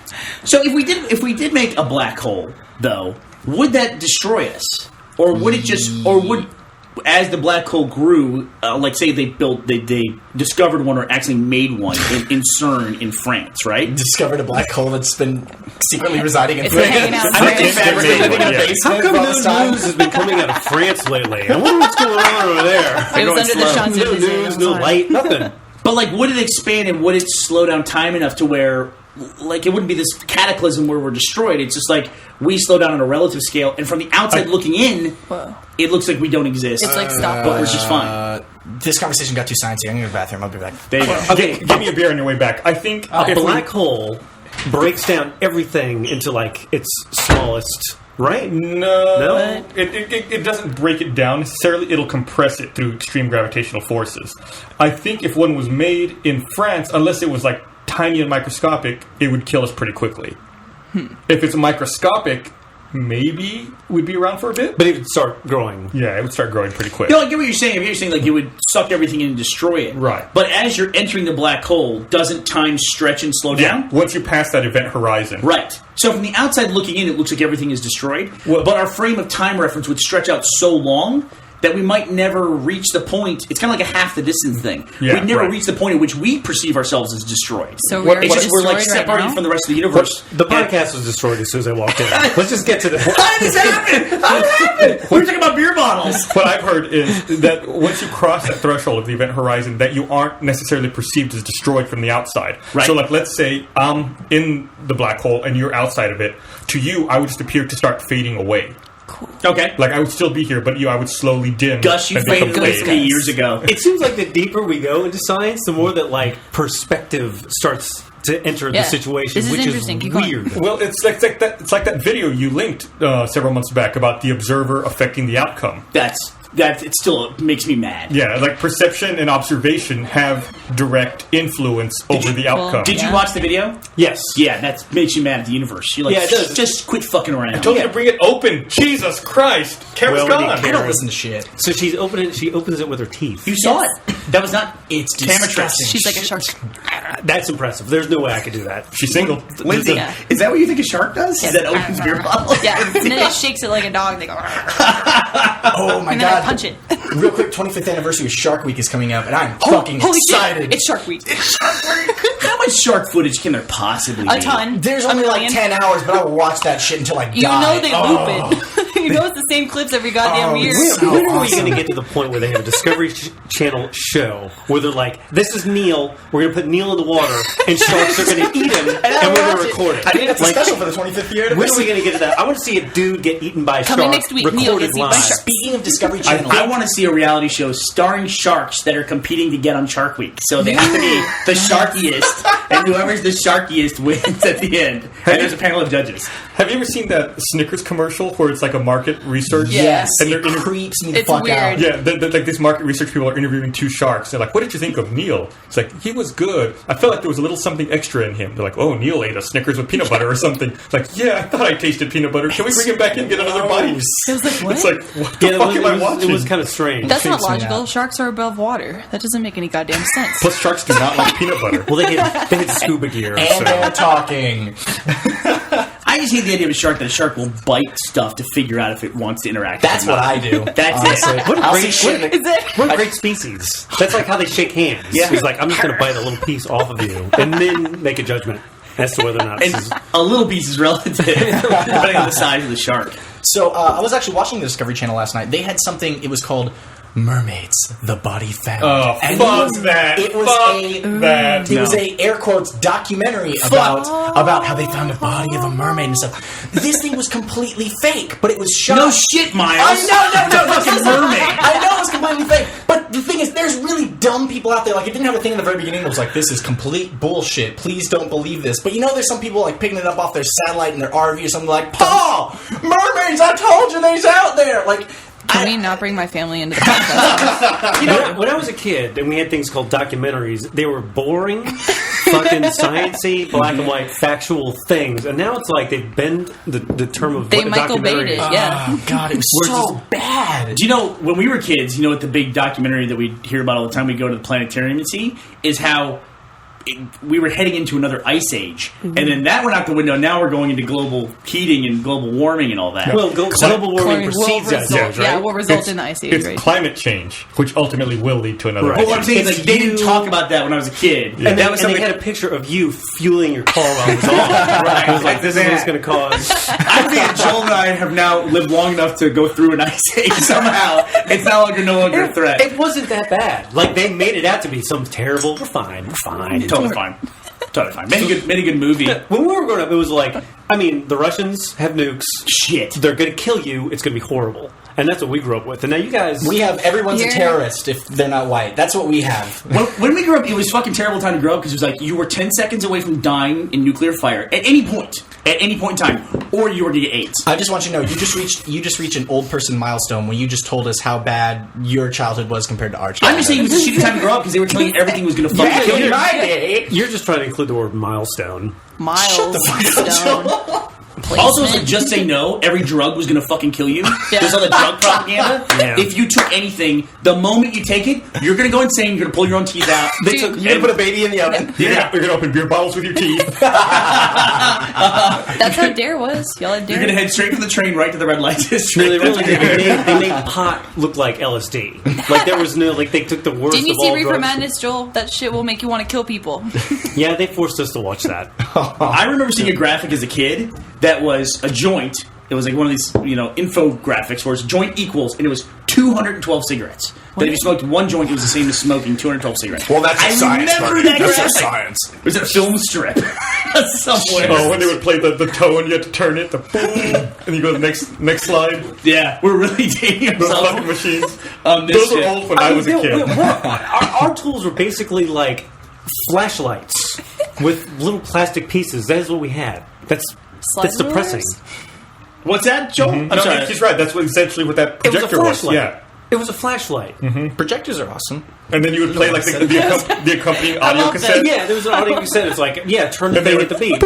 And the next slide. Ding, turn the What page. was that? It God. was like fucking 1950s technology. So I just looked up smoking is equal to how many cigarettes, and it shows smoking one joint is equivalent to 20 cigarettes. Study says. The website that's got it, Fox News. That's the Well, only yeah, site. that's how you know it's Yeah. true. What's just funny is because it was like that was the era of it was a very conservative era in American time. Yeah. Are there Yeah. any Yeah. Reagan. non-biased news outlets left, or is every news outlet does a every good news question. outlet now have its own agenda and slant? Did you guys hear that MSNBC just changed their name? They're not MSNBC anymore. Right? Yeah, Yeah. Microsoft dropped it. NBCnews.com. Really? Huh. Yeah, they just changed. That's a weird thing. They're a big news agency. Yeah. Yeah, I get. What Yeah. did the MS stand for Microsoft? Yeah. Was that the deal? And Yeah, then I like didn't know. crossover. See, it got to the point where I don't think anyone knew that. You guys are talking about weird commercials like that Snickers commercial? Yeah. During Breaking Bad last night, this is a regional commercial, so we'll have to post a link to the video of it if it There you go, exists. Lindsay. All right, hit me. What were we looking up? What am I learning today? There's a Time Warner commercial, which is it starts with a puddle on the ground on like a street. Okay. But it's not a puddle of water; it's a puddle of blood, and it's Oh. raining blood into the God. puddle. And then it shows mailboxes, and it's raining blood on the mailboxes. What the Okay. And then it cuts to a graphic that says Time Warner Cable. Oh, okay. And that's it. Then there's another commercial where a guy is sweeping blood off of a store floor. He's like mopping up aisle 4 or whatever, and there's a drip of blood dripping from the ceiling, and it's dripping on his bald head. And he's looking up like, "That's stupid blood." And it's blood all over the place. It's like Time Warner Cable. It's Are like, you kidding what me? the fuck is this ad What campaign? the hell? It came on like 5 times during seen- Breaking Bad yesterday, and I made everybody stop every time and watch it. I It's haven't seen this. Time Warner's bringing violence into your home and into your we'll life. hide your dead bodies for you, Time Warner. That's all it was. That's it, dude. That's hell? it. It made no fucking sense, and All it right. freaked me out. Is it like a show coming out, Or maybe some something? sort of... I'm telling you, that's it. There's no other explanation for Weird. what it was. Well, in their defense, Time Warner has some of the worst fucking commercials I've ever seen in my life. Gus, that's psychotic. I mean, it made no sense at all. They probably play those before every thunderstorm because they know they're going to get an influx of customer calls as to why everything's down, and so they just start throwing those commercials out there. And maybe I shouldn't Don't you call call? That scared the shit out of me them. when I saw that. Right, exactly. That's exactly what they want to achieve. That's so fucking bizarre. Gus, you seem. What's up with you today? I'm mad that Miles brought me a beer I can't open. Yeah, I could So that's not- open it on the table right here, but then I don't want to fuck No. with the table. Fucking asshole. yeah, How have you been, Joel? I've been. What was your favorite part of RTX? Good God, that's really hard to say. I mean, the whole event was a fantastic All of event. Might have got a little bit intoxicated. Didn't remember what happened. Woke up the next day and to some videos that I'm like, what the hell was that? I beat the shit out of Carrie? And you were there. I kept trying to stop it. And was that you stopping? I It was looked like trying. you were trying to stop it at all. It looked like you were, I guess, laughing as you were trying to stop something. Yeah, that's how I stop stuff. Well, that went pretty well. I mean, you guys did a great job. I think I think the fans were great. I think everything Yeah. worked out I met pretty some of the well. nicest people. Yeah, I mean, pretty cool. I thought it was really. I think it went well Yeah. Good. from what I remember. The was esports just- stage was a lot of fun. You know, Yeah. you know what was weird is during the podcast. It was weird to not see other people like sitting next to people in a big row versus Oh, like yeah. we should have turned the table so we could at least maybe that's look what at it was. There was something weird about it. It was totally weird because if you don't have like that eye contact, it was weird. It was Yeah. like you're more connected to the audience than the other people on the panel. And I couldn't see the audience because it was so dark. No, couldn't see the We had the audience. lights in our eyes. Yeah, that's what you remember saying. It was like a black sea of nothingness. And Yeah. they're like, "Oh, hello, audience. I hope you're there." I think when we start doing our streaming podcasts, we won't do as much audience interaction as we did at that event. It's a little different when it's live and there are people there versus, just people, watching a live stream. Yeah, I mean, and also it's like we knew important people were there, so we kind of. I don't want to say we were on our best behavior because Yeah, go ahead. The- Play it. God. This is the Time Warner ad right here. Oh, The Jesus. Enjoy Better What's happening? Puddles. It's raining blood, just like you said. There's some eerie ass music in the background. When it rains, it pours. Time Warner Cable, enjoy better. That's what it says. Oh, yep, mailboxes. When it rains, it pours. What the Enjoy better. What the fuck? That's the fucking ad for It's Time raining Warner Cable. blood. This is Puddles The apocalypse teaser. is coming by Time Warner. So are they shit running was commercials that? teasing another commercial? I don't know. Is it like a Walking Dead promo? or is it That's what a I was True wondering. Blood thing? or Yeah, I something? thought True Blood when you first said it, maybe. Dude, True But Blood got weird. But Time Warner shouldn't be incented a to lot of sex. promote one channel over another. Right, True Blood on AMC. It doesn't make any sense. And they don't say True Blood anywhere in the ad. It's Wait, just no, True blood. Blood's on I thought it HBO. was isn't No, it? HBO. this was Oh, on I see, I AMC see, I see. that I Yeah. saw it. Yeah. Oh, gotcha. I don't know. And isn't I guess AMC's having a problem with the Dish Network, right? Right Yeah. now? Viacom. Viacom. Viacom took everything off of Dish. Mm-hmm. That includes CBS, MTV. That's happening- I didn't know I- AMC, but apparently AMC as well. I had never heard of this kind of problem before, maybe 3 or 4 years ago, and now it seems like every couple months, Yeah. there's a cable provider who's having trouble with a network, or Yeah, like I people mean, just drop it. Like this podcast, I didn't, but I guess you guys predicted that this was going to happen. You said this was going to happen years ago, right? And it's happening. This was the subject of my keynote speech at South by Southwest in like 2006, I think. I think it was earlier. It was like 5, I think maybe. Wow, Like really? people on some of the business shows were commenting on it, and they were saying basically content wins every time. Who's ever producing the content's going to win. So why don't we just get to that point and move on? Yeah, I mean, the access providers for a long period of time enjoyed the fact that, you know, they kind of held everything hostage. But now, especially because of the internet, What a funny name. They're access providers, and they enjoyed know. the fact they held it all hostage. pretty much, it's like you want access to our pipes and access to all the homes, you have to, you know. Here's the deal. They make money getting the content, they make money giving the content, you know, it's crazy. Yeah, and now they're providing access to the internet, which has undermined that whole other business. Right, so Time Warner has a big cable division, essentially an IP division, I mean, Internet Protocol division, where they deliver data, and people like Netflix and Hulu are enjoying that. And meanwhile, on the other side of Time Warner's business, they're watching all their video demand, which is a video on demand, which is a huge source of revenue, them just dropping. What would you do? I mean, it's like you would find a way to cap your bandwidth side, Yeah. you know, and just Yeah. make more money and figure out a way to get Netflix and Hulu the fuck out of there. How do you think this is going to work out in the end? I think there's always these rumors about Google is building another internet. Are you, Which is kind of like, it's like, That's what was been that around for a movie? while. What was that movie with Jodie Foster where they built another machine to send her into space? Contact. Yes. Yeah. And spoiler, Contact with Matthew McConaughey and Jodie Foster. But like Google's just going to go, oh yeah, the internet's all fucked up. Yeah, here's our internet, a new one. Well, And they we just rolled were out. building it this whole They time. rolled out that high-speed internet access. Where was it, in Topeka or someplace? Yeah, I don't know. They Uh-huh. remember they had the contest, like cities could apply to get like the Google Fiber, and I don't see why they wouldn't do it. If they want to, if they Cool. like already they want to monitor your traffic to better target ads to you. Why wouldn't they just monitor all your traffic data, not just your search? If they run the access, like we'll give you free internet, we're just going to monitor everything you fucking do. It's kind of creepy because we started with AOL, and then we're going to go full circle back around to AOL again, except for now it's going to be called Google. Right, that always happens. I mean, Yeah. we were talking about the sale of Dig. Did you hear about that this week? No. Okay. Not to go back too far, but Dig sold this week. You know Dig.com? Vaguely, yes. Okay, so it was a big social media site. Oh, that's right. Oh, yeah. They sold this week. To who? Oh, God, I can't even tell you the name of the company. It's an internet startup that's going to merge in with News.me. How much do you think Dig sold for today in 2012? My assistant Just a told wild guess. $200 million. Okay. you text her? $500,000. Whoa! Yeah, that's where that thing can fall to you. So we were talking about like the window of like when these businesses are big versus when people get out of them. We were talking about MySpace and Facebook. Do you think Facebook will ever? I guess Listen. I guess it's going to diminish at least a little bit. But do you think it's going to go? Everything- Do you think it's going to go off radar completely? Absolutely. Yeah. Soon. Here's what It's Next already years? diminished because of Twitter. Everyone in my Right. sister's grade and lower Yeah. says fuck The Facebook. problem they're having, and I think that's the problem everyone identifies. Sorry, I don't mean to do Go ahead. here. Is mobile. It's what's killing everyone. There's no way for them to monetize it, and it's an increasing market. Yeah. It's going to kill them. There's also the long march, which is young people eventually take over. And it's hard to believe for people who are 20 and 21 now, but there's going to be people that are 10 years from now who aren't going to want to be on Facebook with your old ass. No, they're just they're not. They're not going to I want to already know don't where want you to be are. on Facebook with a lot of people Yeah. older than me. Yeah, well, no one wants to be on Facebook. We just have the choice because everyone we know is on Facebook, right? But when it gets to the point where everyone's mom is on Facebook, then it's definitely going to be lights out. Yeah. God. Just as we've been Sorry, Mom, doing if you're Red versus Blue, MySpace usurped the personal homepage. I didn't think that was even possible. I thought that was like the basic atomic unit of the internet, essentially. MySpace got rid of the personal homepage, and then Facebook, after MySpace had a hold on everything, Facebook came and took it all away.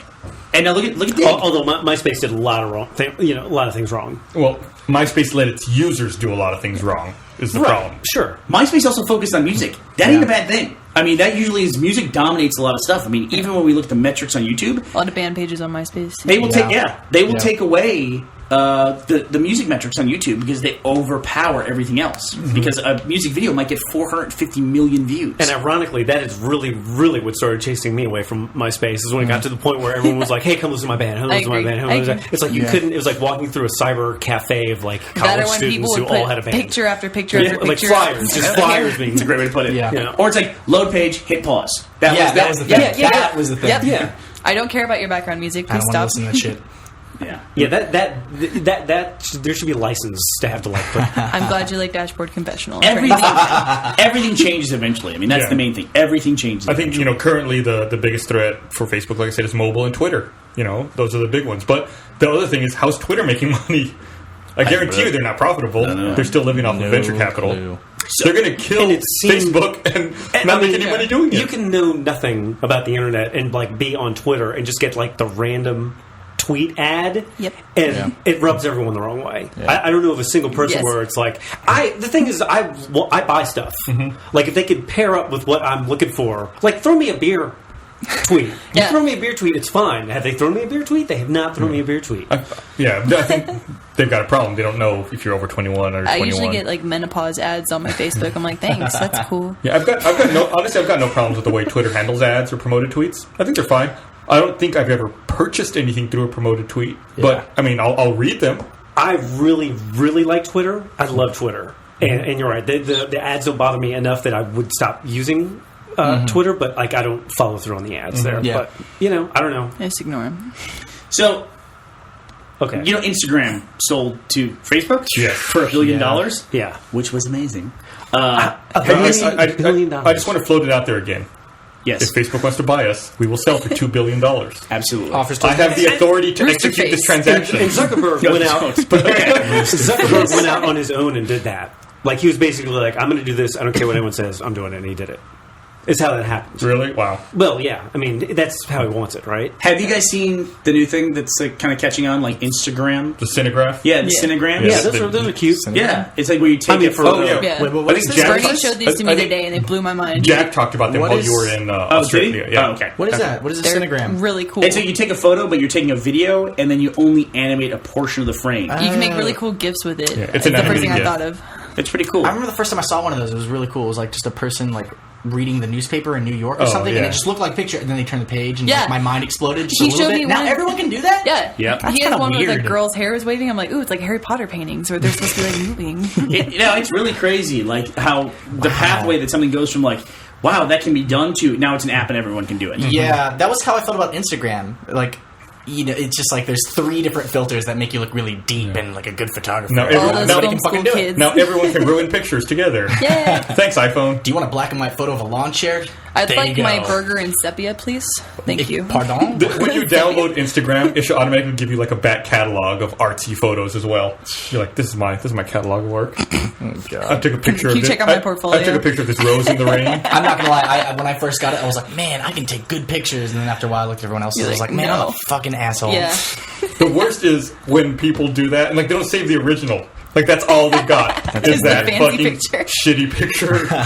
I usually associate it with, like, not to be stereotypical, but I usually associate it with the college girl with the big blonde hair. It was like, yeah, out with the girls, and then, like, the little tweet pictures and, like, make it all cool and, like, artsy with it, with the Instagram, I guess. I'm going to insult someone in this room, I'm sure, but they also have to have the ironic iPhone case, you know? Yep. That is, does anyone have one of those in this room? No, No, I hate I've- cases. Some shitty. I only use that one The when one I'm at that you events. think is like a toaster, you're like, oh, it's an Yeah. iPhone. Can I tell you, I just saw the most aggravating one of all time. What's that? Which was, we were taking photos in Australia, we were doing a signing, Gavin and I were Okay. down there, and somebody held up their phone, their iPhone, to take a photo of us. Right. And their case was an old camera, Oh, like the with the lens in the Leica middle. case, yes. And I was just like, I didn't know where to look. I'm like, and then all of a sudden it went off on the side. I go, oh, that's the camera? I thought the camera was the camera. And Kat was just laughing at me. It's a camera and a camera, man. See, I've given up hope of there ever being a good picture taken of me ever. So once you get to that point, What's wrong with you? go- You don't think you're photogenic? No, I am not photogenic. I've I'm seen not thousands of photos of you, Joel. You look great in No, photos. no. Oh, that's cute. My- You're just a hard judge. My wife hates me because she says I look identical in every photo I take. I have the opposite problem. Gus, What are you showing I me? want you to read aloud the top tweet on that page for everyone, please. Cat parasite may increase risk of suicide in humans. You better fucking click it, man. Joel, I'm so scared. That's tweeted by Slashdot. I knew it. I knew it. It's the cat's natural defense mechanism. Haven't you ever heard that there's a I've heard parasite of it. carried by cats that is in 50% of the world population? What? That makes people more docile and more prone to like cats? Are you serious? Ew. Okay, Yeah. Are you see, serious? That Yeah. explains the fuck out of cat ladies. are you I serious? I Yeah, understand yeah. myself now. 50% of the global population has this parasite.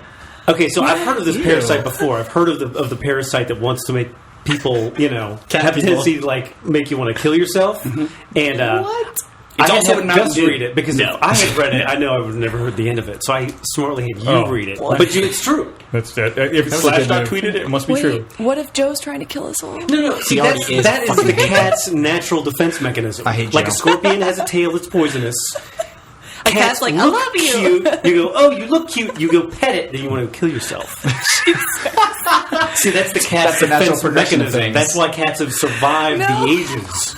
You know what though? Cats are an amazing animal though because They're like- the cuteness of the cat is totally relative to the proportion of your size to the cat. It's true. Like a cat that's bigger than you is fucking horrifying. Yeah. That's right. It's like You the don't wanna scariest pet thing like on the a tiger? planet. That's right. Cat smaller than you, cute, fun. Because you know you can eat it. Unless it's Pinky the cat. Oh yeah, Pinky is kind of scary. Well, that thing's like half Tasmanian devil. He Are- went for crotch though. There are exclusions to the rule.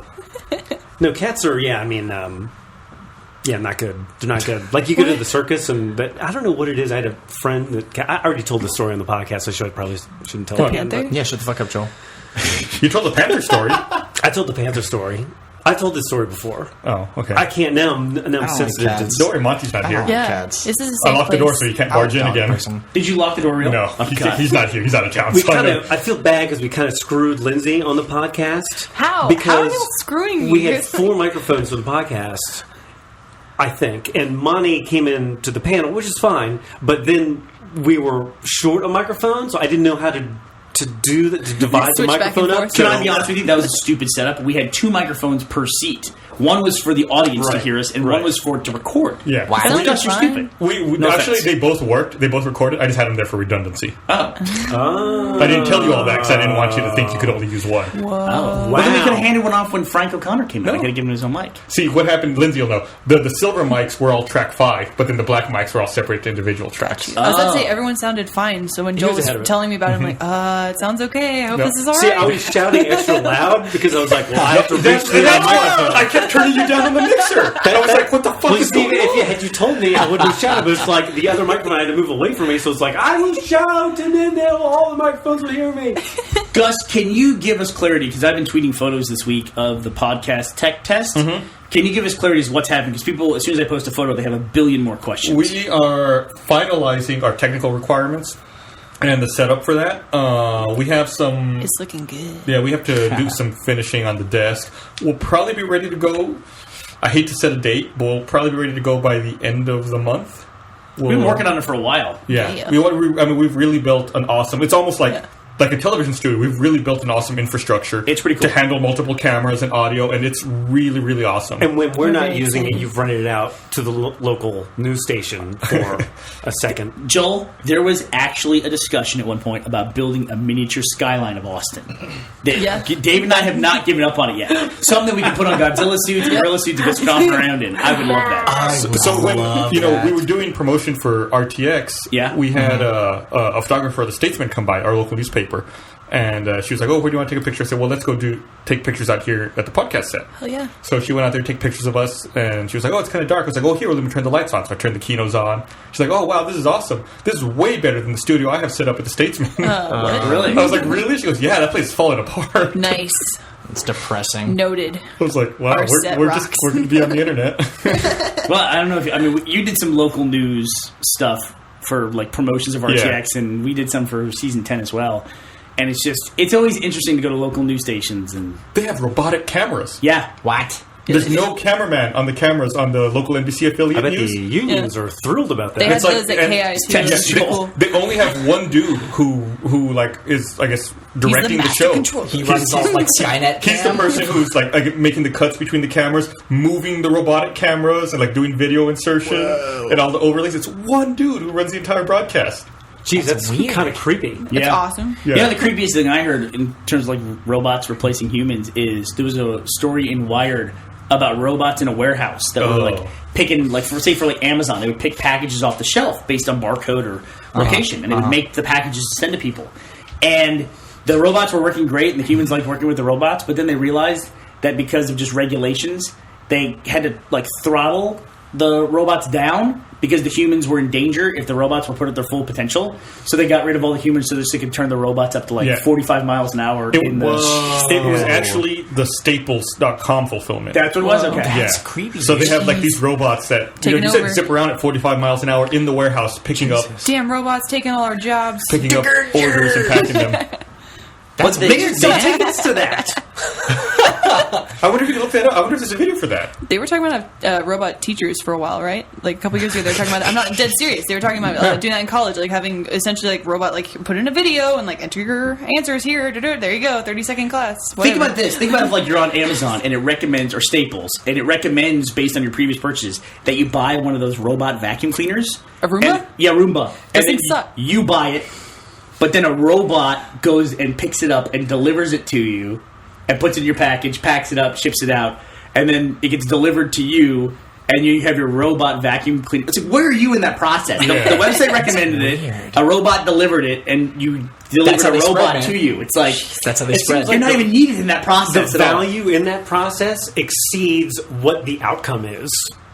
The amount of value that is in that whole process of delivering and maintaining and getting it to the thing, so this thing could now spend the rest of its life picking up shit off my car. Right, exactly. It's like the Coke machine at the pizza place. It's like the most advanced piece of technology I've ever used in my daily life, and it gives me a Coke. That thing is. That's all it does. It's like at the end of the day, I got a sugar water, You know what sucks? I went there the other day. which is bad for me than a Coke. Yeah, exactly. I went to that pizza place the other day with the fancy Coke machine, that was made famous in the animated adventure. Right. And the machine was broken. Like, I looked at it, and it was like a Windows error screen, like a DOS screen was up. A it was blue like, screen? Error, That's what unable they to are, boot. death. I was like, oh, that sucks. And the woman behind the counter was like, yeah. What do you want to drink? I was like, isn't the machine broken? She's like, oh, yeah. what I do don't want you to do was it. I like- want the machine to do it. I was like, I want a Coke. She's like, okay. So from behind the counter, she pulls out like a 2-liter of Coke, opens it up, and pours it into a cup for me. I was like, Not as fuck, funny. this is barbaric. This is not nearly the same. No, I know, but like 15 years from now, 20 years from now, it's gonna be like the machine is broken. We're all in danger of Yeah, starving. that's what we kinda weirds don't know me how to out. provide for ourselves anymore. Yeah. Absolutely true. Dude, Michael's literally said to me, "If the internet goes out, kill me." Like he's dead No, I serious. mean, I if was like, somebody put a knife to your throat and was like, fix the fuel injection in your car, you're dead. Yeah, I no, would that's know. weird. Oh, you don't even need that. What if the fuel injection just kind of crapped out a little bit and you're in the middle of the desert? You're dead. If somebody held a knife to me and was like, "Tell me what fuel injection is," I'd be fucked. Holy fuck! It's like always showing Tetris. us the carts. We're watching Oh a my video God. of robots. It's fucking Tetris. I'm like watching a Jetson episode right now. This is nuts.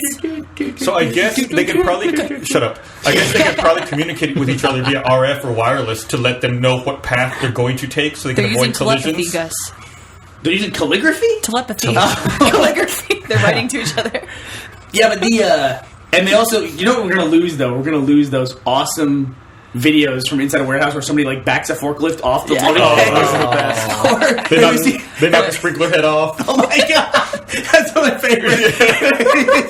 There's like, oh, it looks like somebody turned on a garden hose, and then all of a sudden, it's like this torrent of water, it's like pouring off a sprinkler head because some dope ran off. Do you remember the year we went to Akon and someone did that at the fucking hotel we were staying at? Remember? It was like a floor below where I was staying. Like all of a sudden the fire alarm went off and I was like, what the fuck's going on? So we start going down the stairs and I got to the point, the floor below us, where I realized that someone had activated one of the sprinklers, and it had set off every sprinkler on the floor, and it was just a torrent of water everywhere on that floor, and then going out the stairs down. Oh my god! Grab a The mattress stairwell? and slip and Water's a slide. man. nightmare. There's water runs all the time. It's just like takes one little ting, and it's like Yeah. we're dead. Yeah. Like and everything is Overwhelmed. flooded. It was like something out of a movie. It was or like an amusement park. You're like, oh hey, the Burning Hotel water ride, yay! Everybody hop Oh, on.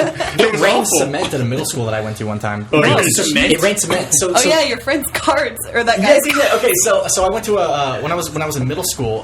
They were doing construction on the school that I went to, and they did it in a fucking ass backwards way too. They started with the 6th grade wing, then the 7th grade wing, then the 8th grade wing, which meant one class, my fucking class, had to deal with construction every single year. Oh, that was one wing per year. It was one wing. It was one wing per year. It's a big school.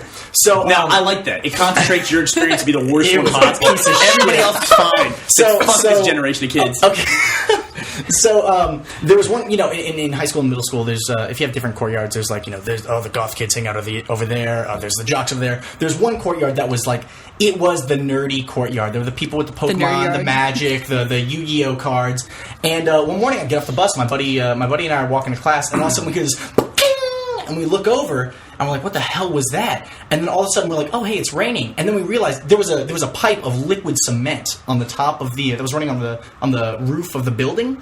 A valve had burst, and it just started spraying liquid cement into the sky, and it started raining down in this courtyard. Fucking A. This is what happens. It starts raining. My first instinct is get the fuck out of there. I saw the saddest thing that day. It was the saddest thing in the world. Saddest or greatest? It was the saddest. the All these- audience will decide. all these kids were playing, Yu-Gi-Oh! And Pokemon. They're playing their card games. It starts raining cement, and I saw this, little kid with, a chili bowl haircut and, thick-ass glasses. He goes, Weevil? my blue eyes! And he dove onto his rare Yu-Gi-Oh! Card and sacrificed himself and was absolutely covered with cement. And he was like, my blue eyes! And he was just completely wiped out. After they finally fixed it, and it was just like the aftermath from a battle. Like nobody was fucking talking. You heard some kid crying up in the distance. lost my blue eyes. that Frank morning, Zodiac. that Modern morning, day Pompeii. it was just like a bunch of nerds just frozen in time forever, Yes. protecting their cause. Yes. Oh, that morning on the announcements, there was just like, bing. If you have been covered in cement, please report to the nurse's office in a calm manner. And everyone just fucking started laughing. How would you get the kids covered in cement to go to the nurse's office? Just throw them in a If we wheelbarrow. could please get some people to chisel the children out of the courtyard, that would be fantastic. That Thank you. is fucking phenomenal. My blue eyes is probably the best thing ever. Oh, my blue eyes. I don't know if this video's playing or not. It's on Break. I can never fucking figure out Break. Oh, there it but goes. It's going. This is one of my favorite. Well, they tell you in the name of the site. Well, I'll do this. Forklift brings down. Wait, what is this? It was better when it was Big Boys. BigDashBoys.com. So it's a forklift. It's one of these forklift things, and we're going to miss out on these for the rest of our lives because Forklift is made for comedy. So it is. It is. It has like a big cylinder of gas on the back of it, so it's like somebody come along and shoot it, it'll explode. It's like Made for comedy. There it goes. Oops. And this is the end of the world. God. Oh shit! It's the second one that just. Oh, God. So we almost got It's fucked by a so- forklift at RTX. I don't know if you know this. I mean, Yeah. Really? You Our literally got fucked by a yeah, forklift. That's hot. our fulfillment house that delivers all of our stuff. All of their forklifts broke the morning they were supposed to deliver our stuff to the convention center. So then they had to rent forklifts and bring them in from some other rental place in order to get our stuff out the door and to the show. So I fucking hate forklifts right now. I found the top 10 forklift accidents on YouTube. Yes. I might be gone for good. Yes. Oh, that's good. See, anytime anyone gets into a forklift, Benny Hill music should just start playing. Well, it's like I don't know if you've ever been in a Bobcat, which is kind of like a small bulldozer, or in a forklift, but there's a cage around the cockpit. I still want to have Bobcat fights. I'll do it, kid. RG You can get different attachments from the front of a Bobcat. We gotta have Bobcat fights. I've been wanting to have Bobcat fights for 14 fucking years. You get a rock hammer attachment for the front of a Bobcat. You should be able to choose your loadout. Like a video game, you're like, do I want the rock hammer or do I want the bulldozer blade? It's like Cruising USA with Bobcats. Just by conditioning, it sounds like if Miles hears a jackhammer, he would be able to do multiplication so much faster. Because he spent all his formative years in school around construction equipment. Fucking miserable. I just got good at moving shit because we had to move to the portables every single time. Nice. Oh, those portable buildings. Yeah. That's the worst. They're not really portable It's either. just fan It's in not here. really a classroom. You feel Yeah. like the rejects of the school. Get It's the a- hell it's outside. a Or shame. me every year of my middle school career. Rejects of the school. Yeah, Miles you're Davis. right. I hate that solution. I wish they would just come up with something different. Like buildings. Oh yeah, like build a school. How about that? We're not cavemen living in huts. We can actually build a building for our kids to go to school in. They're not nomads. They're gonna, you know where they're gonna go to learn. Yeah. You don't need to move the fucking building. I'm just embarrassed by that when I see portable awful. buildings at schools. It's just the worst. Yeah. Just build the school a little bit bigger. It's like, But then no one wants to pay for it. People want the bigger school, but no one wants to pay for it. when has anyone ever said don't build a school? When has anyone ever said all the that? fucking time. You hear people bitch like, "Oh, my property taxes went up 3 years ago. I don't want them to go up again." That's people without kids. They're gonna die. Thankfully, the country's on decline, Yeah. and so the schools will be getting smaller naturally. I shouldn't have to pay property taxes. Why not? I don't have kids. Yeah, but education benefits everybody, Gus. Yeah, but it benefits people with kids more than it benefits me. know, I should Gus. get I a different tier. I understand. I benefit in the long term from these kids who are educated, but I don't take from the system what other people take. Does education benefit? Like, does it? Yes. Yes. You wouldn't have a doctor waiting for you when you're sick if Well- they weren't educated. Yeah. No. We could get forklift robots though to take place of doctors, then we'd be okay. Yeah. And it'd be a lot funnier. Robot doctors. It's cancer. I mean, Your blue eyes. Sorry. you have AIDS. You know, everyone thinks, God. Philadelphia must have been so Sorry, sir. we always say about people like they're stupid, but the fact that we all drive the roads every single day in these complex machines and we don't kill each other all the time, it's pretty amazing. Yeah. Yeah, So you want that's to be? true. I mean, you want to be on the road with a bunch of people, bunch of just completely uneducated people. Have you seen any robot cars in Austin? I've seen dash cams from Russia. That's all I need to see. I saw a video that was Jackass in Russia. Apparently, Jackass in Russia is way better. That's gotta be like raised in the States. Dude, it's way better. I mean, we should just link it, Lindsay. I showed it to you. It's God. true. From the country that brought you, flinging this girl off a roof. Did you Nice see you saw callback. that video, right? Yeah, that was terrifying. And That she's was just totally scary cool shit. about it. She's like, woo, yeah. I'm like, oh my God, she's about Well, to die. she lives in Russia. She's hoping she dies. Jeez. I don't think She Russia come back is to like life the as a scariest miracle. place on earth. Russia just at some point went, you know what? Hey, Fuck it. Yeah, just fuck it. We don't care. That's when they defaulted. Are there any video game conventions in Russia? Let's go to Russia. Jesus Christ. Let's go to Moscow. It's like live Let's do action it. Halo. You know, do they have video games in Russia aside from Tetris? No, they That's actually a just good actually question. shoot. No, I wonder if the Xbox or PlayStation are even released in Russia. I'm calling the Soviet Union. Jesus. That's Whoa. What would it take for you to put in your credit card on a .ru site? Oh no, What would it take? not happening. There's so many. That is so down the list of things I would do. There are things above that list that are disgusting and awful. You know, it would be See, really- Russians have to do it every day. That's why it's Jackass Russia. It would be interesting to get a credit card, a brand new credit card, and just put it on a site and just see what See what gets happens. purchased by that. Well, thanks for volunteering, Bernie. No, Can't wait to thanks. see what happens. Yeah. It probably would be pretty much the same credit card statement that Jack gets every month. Probably all the same sites. It's all from Fleshlight. I can't believe I brought that up again. Inadvertently. Yeah. You said the words, though. I didn't say the words. What? Never let it go. No. Nothing. Rhymes with Resh Ryan.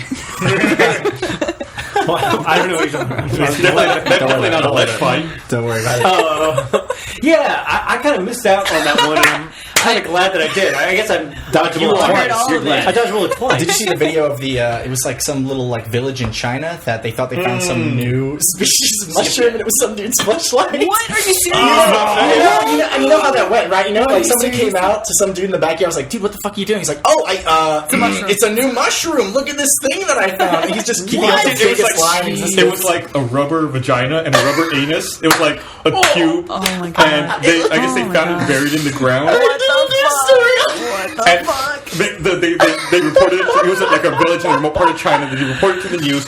The news station sends a reporter. this young guy His face popping so hard. She does a story on it, and then the next day they have to issue an apology. And then their apology, they say the reporter was really young. She didn't know any better. Oh yeah. What? No See, one this is fucking- why you need no one education, cleared that guys. story. That's why, so people don't report a fleshlight is a new species of Technically, mushroom. it wasn't a fleshlight. It was like a super they're fleshlight. like the removable part of a fucking real life was the doll or Chinese something. knockoff. Yeah. Some China dude just totally dodged a bullet. Go ahead and say fresh right. Go ahead and do it. Yeah. Go ahead. Yeah. Gus. I know you want to. I really did. Just rolls off the tongue. As soon as I said Chinese knockoff, Gus just started laughing to himself, and he started shaking his head. It's a fresh. We went right to it. I like the Apparently, we can talk about. We can't make fun of an accent, but we can talk about having sex with a fake vagina and butthole. Yep. That's fine. Well, think about the kids, Bertie. Oh, you know what? I gotta admit, when I was in Japan, is that How did that work out, by the way? That was totally fine. You would think it would be like an alien world where. Did you find panty I would vending be machines? No, it already has that. What? Panty vending machines. It was totally yeah. normal. It didn't work out fine for Gav. I tried to warn him, didn't I? What About happened in Japan? They did serve us chicken skins and chicken bones, Yum. and I think that So- was a joke. Did you have coagulated pig's I blood? would, That just I sounds would- like KFC. I would eat the shit out of some chicken skins. Oh, it was horrible. Colonel's chicken. I get what you're This saying. is not what I was talking about. What are you What are you talking talking about? You went to the bathroom with Gav. Oh. like you're Oh. like you have you set a precedent. This is God. Australia. Oh, it's Australia. What happened? Yeah. What happened? We talked about it. We last talked about podcast. last podcast. We got to get Gavin back because All right, I all right. legitimately made Gavin There are mad. some Yeah. creepy bathrooms over there in Australia. Like you go to the Australian rugby places, Yeah. and like the bathroom, it's literally like you have to like walk up onto like a cage, Yeah. and like the What? cage is surrounded by Do they pee. lock the cage? Like you walk, it's like a pool of pee, Yeah. and you have to walk up on top of it, and then there's a wall, and you have to pee on the wall, and it's just pee everywhere. Rebound off It's the like- wall into the toilet. so it's there's an no, American- there's no need for a giant opening of pee. Like, it just make it go.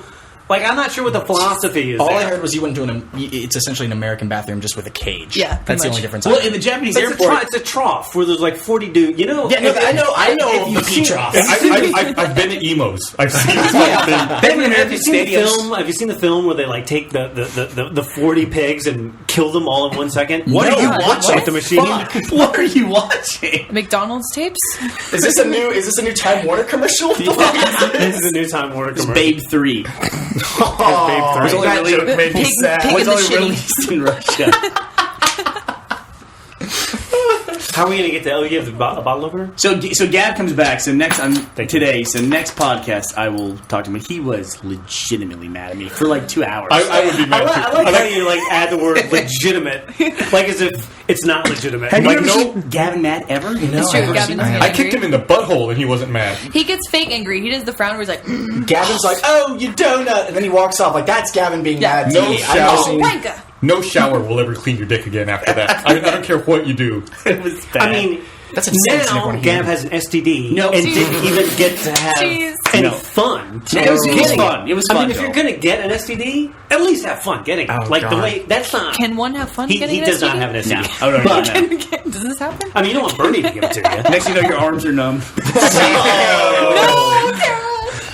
But when I was in Japan, they had, especially in the airport, we didn't talk about this. They had all the different kinds of toilets. So they had the Japanese toilet with sprayers, which looks like a normal American Toto toilet, toilet? Right. with extra stuff added on. Then they had the foot things with just a hole in the ground. Yep. Then they had the race car toilet. I don't know how else to What? describe it. The Japanese toilet, which I is thought like there was You only sit one in a type of- car? you sit on like a motorcycle. Oh Cool. yeah, that one. Yeah, I know that one. You know that one too. Yeah. So in the bathroom, you had to pick which kind of toilet you wanted to use. In the airport, I never saw them anywhere else. I've There- got there- motorcycle. You never saw them anywhere else? Well, we went to the restroom like in the hotel. They just had the normal Western toilet.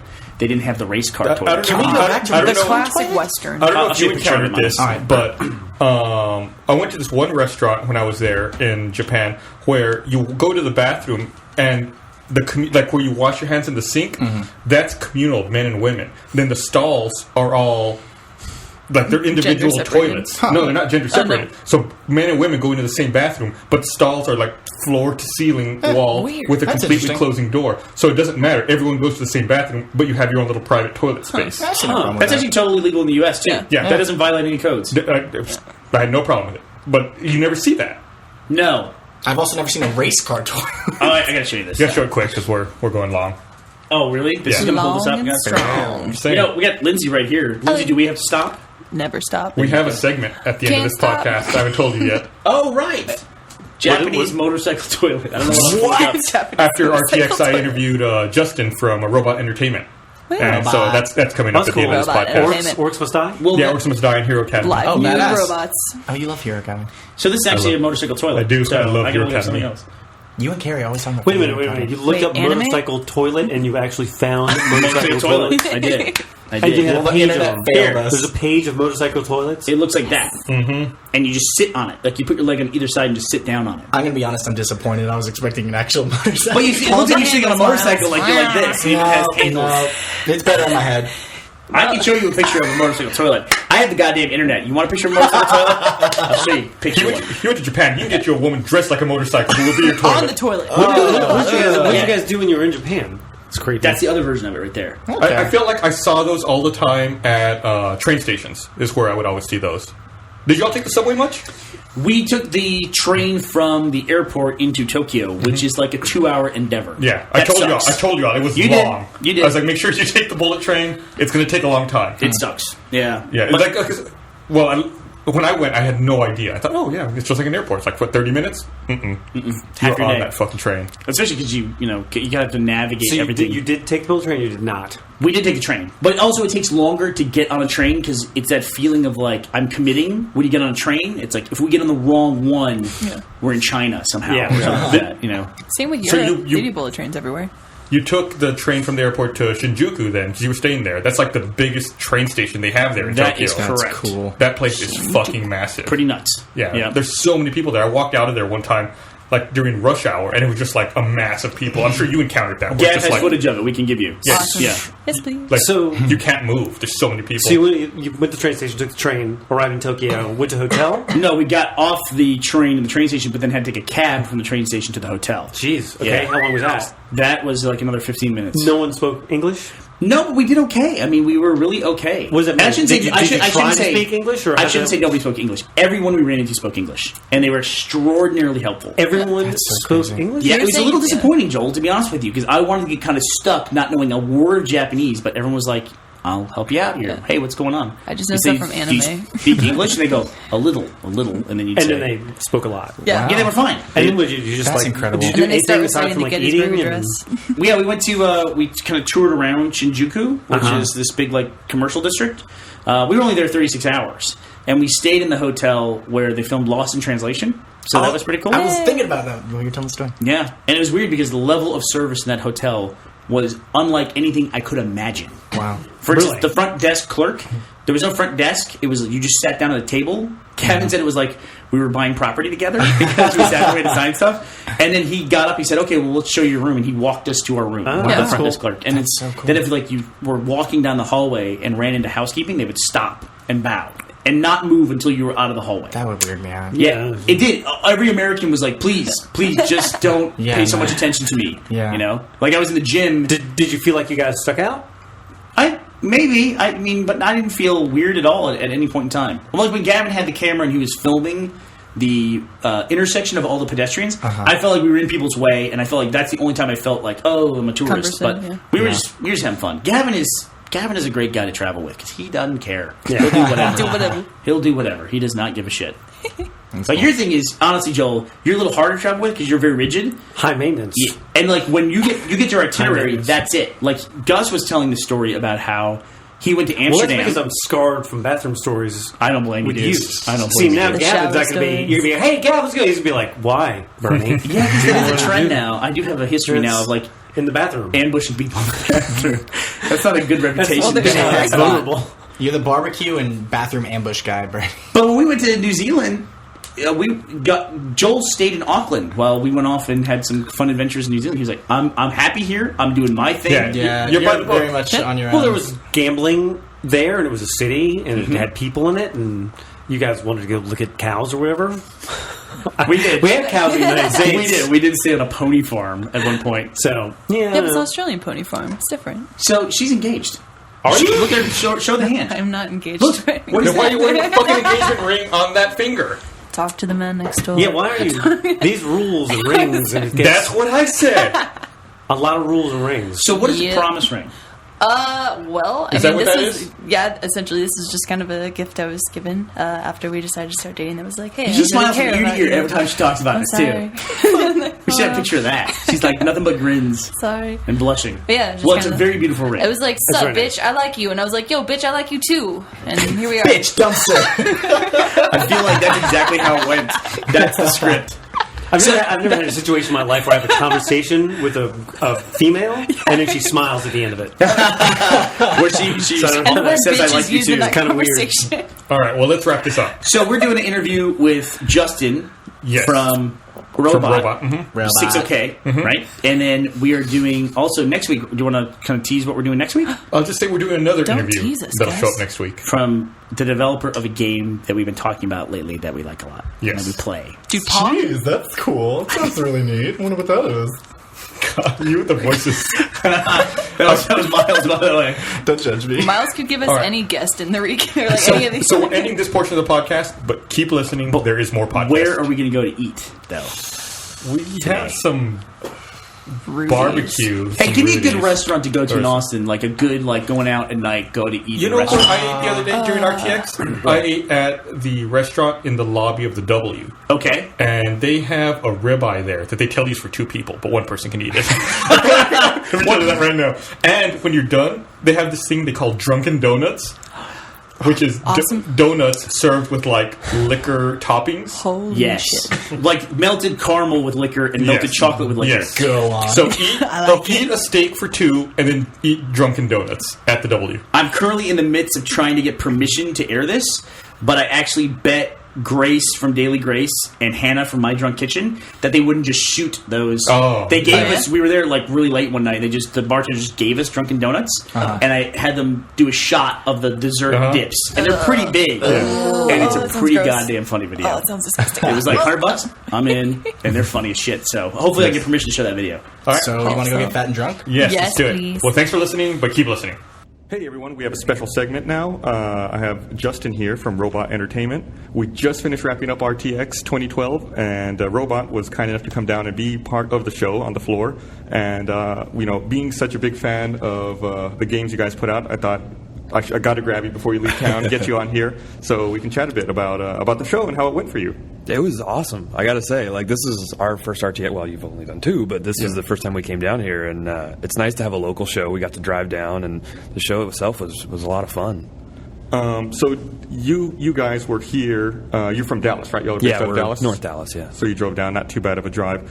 So this is the first year, this is the first time we've had RTX, in the Austin Convention Center.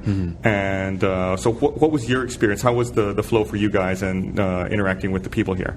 I really liked it. I mean, we weren't sure what to expect. We've gone to other conventions. We kind of know what we're getting, but coming here, we were like, well, let's go see what this is like. And the community here was actually really awesome. I mean, we had a lot of people, because Rooster Teeth's community is largely born out of Halo. We were showing PC and iOS stuff, so we're like, well, our console people going to react negatively? And surprisingly, everyone was really stoked to play on PC, and they were bringing Hero Academy to Steam. We had that playable here the first time, and people were like gushing over, I can't believe it's coming to Steam, this is great. So it was a really warm reception here. I mean, it was nice to interact with everybody. Yeah, I guess we should tell everyone what games you make and what games you're showing off. So Robot, they make, of course, Orcs Must Die, Hero Academy, and Orcs Must Die 2, which is coming out in a few weeks, right? Yeah, 3 weeks from today, in fact, July 30th. Wow, it's crazy. So Hero Academy, you said, is coming to Steam. So it's going to be like I play Hero Academy like fucking crazy on my iPhone all the time. So when it's moving to Steam, I haven't had a chance to check it out yet. Yeah. Is it going to be like?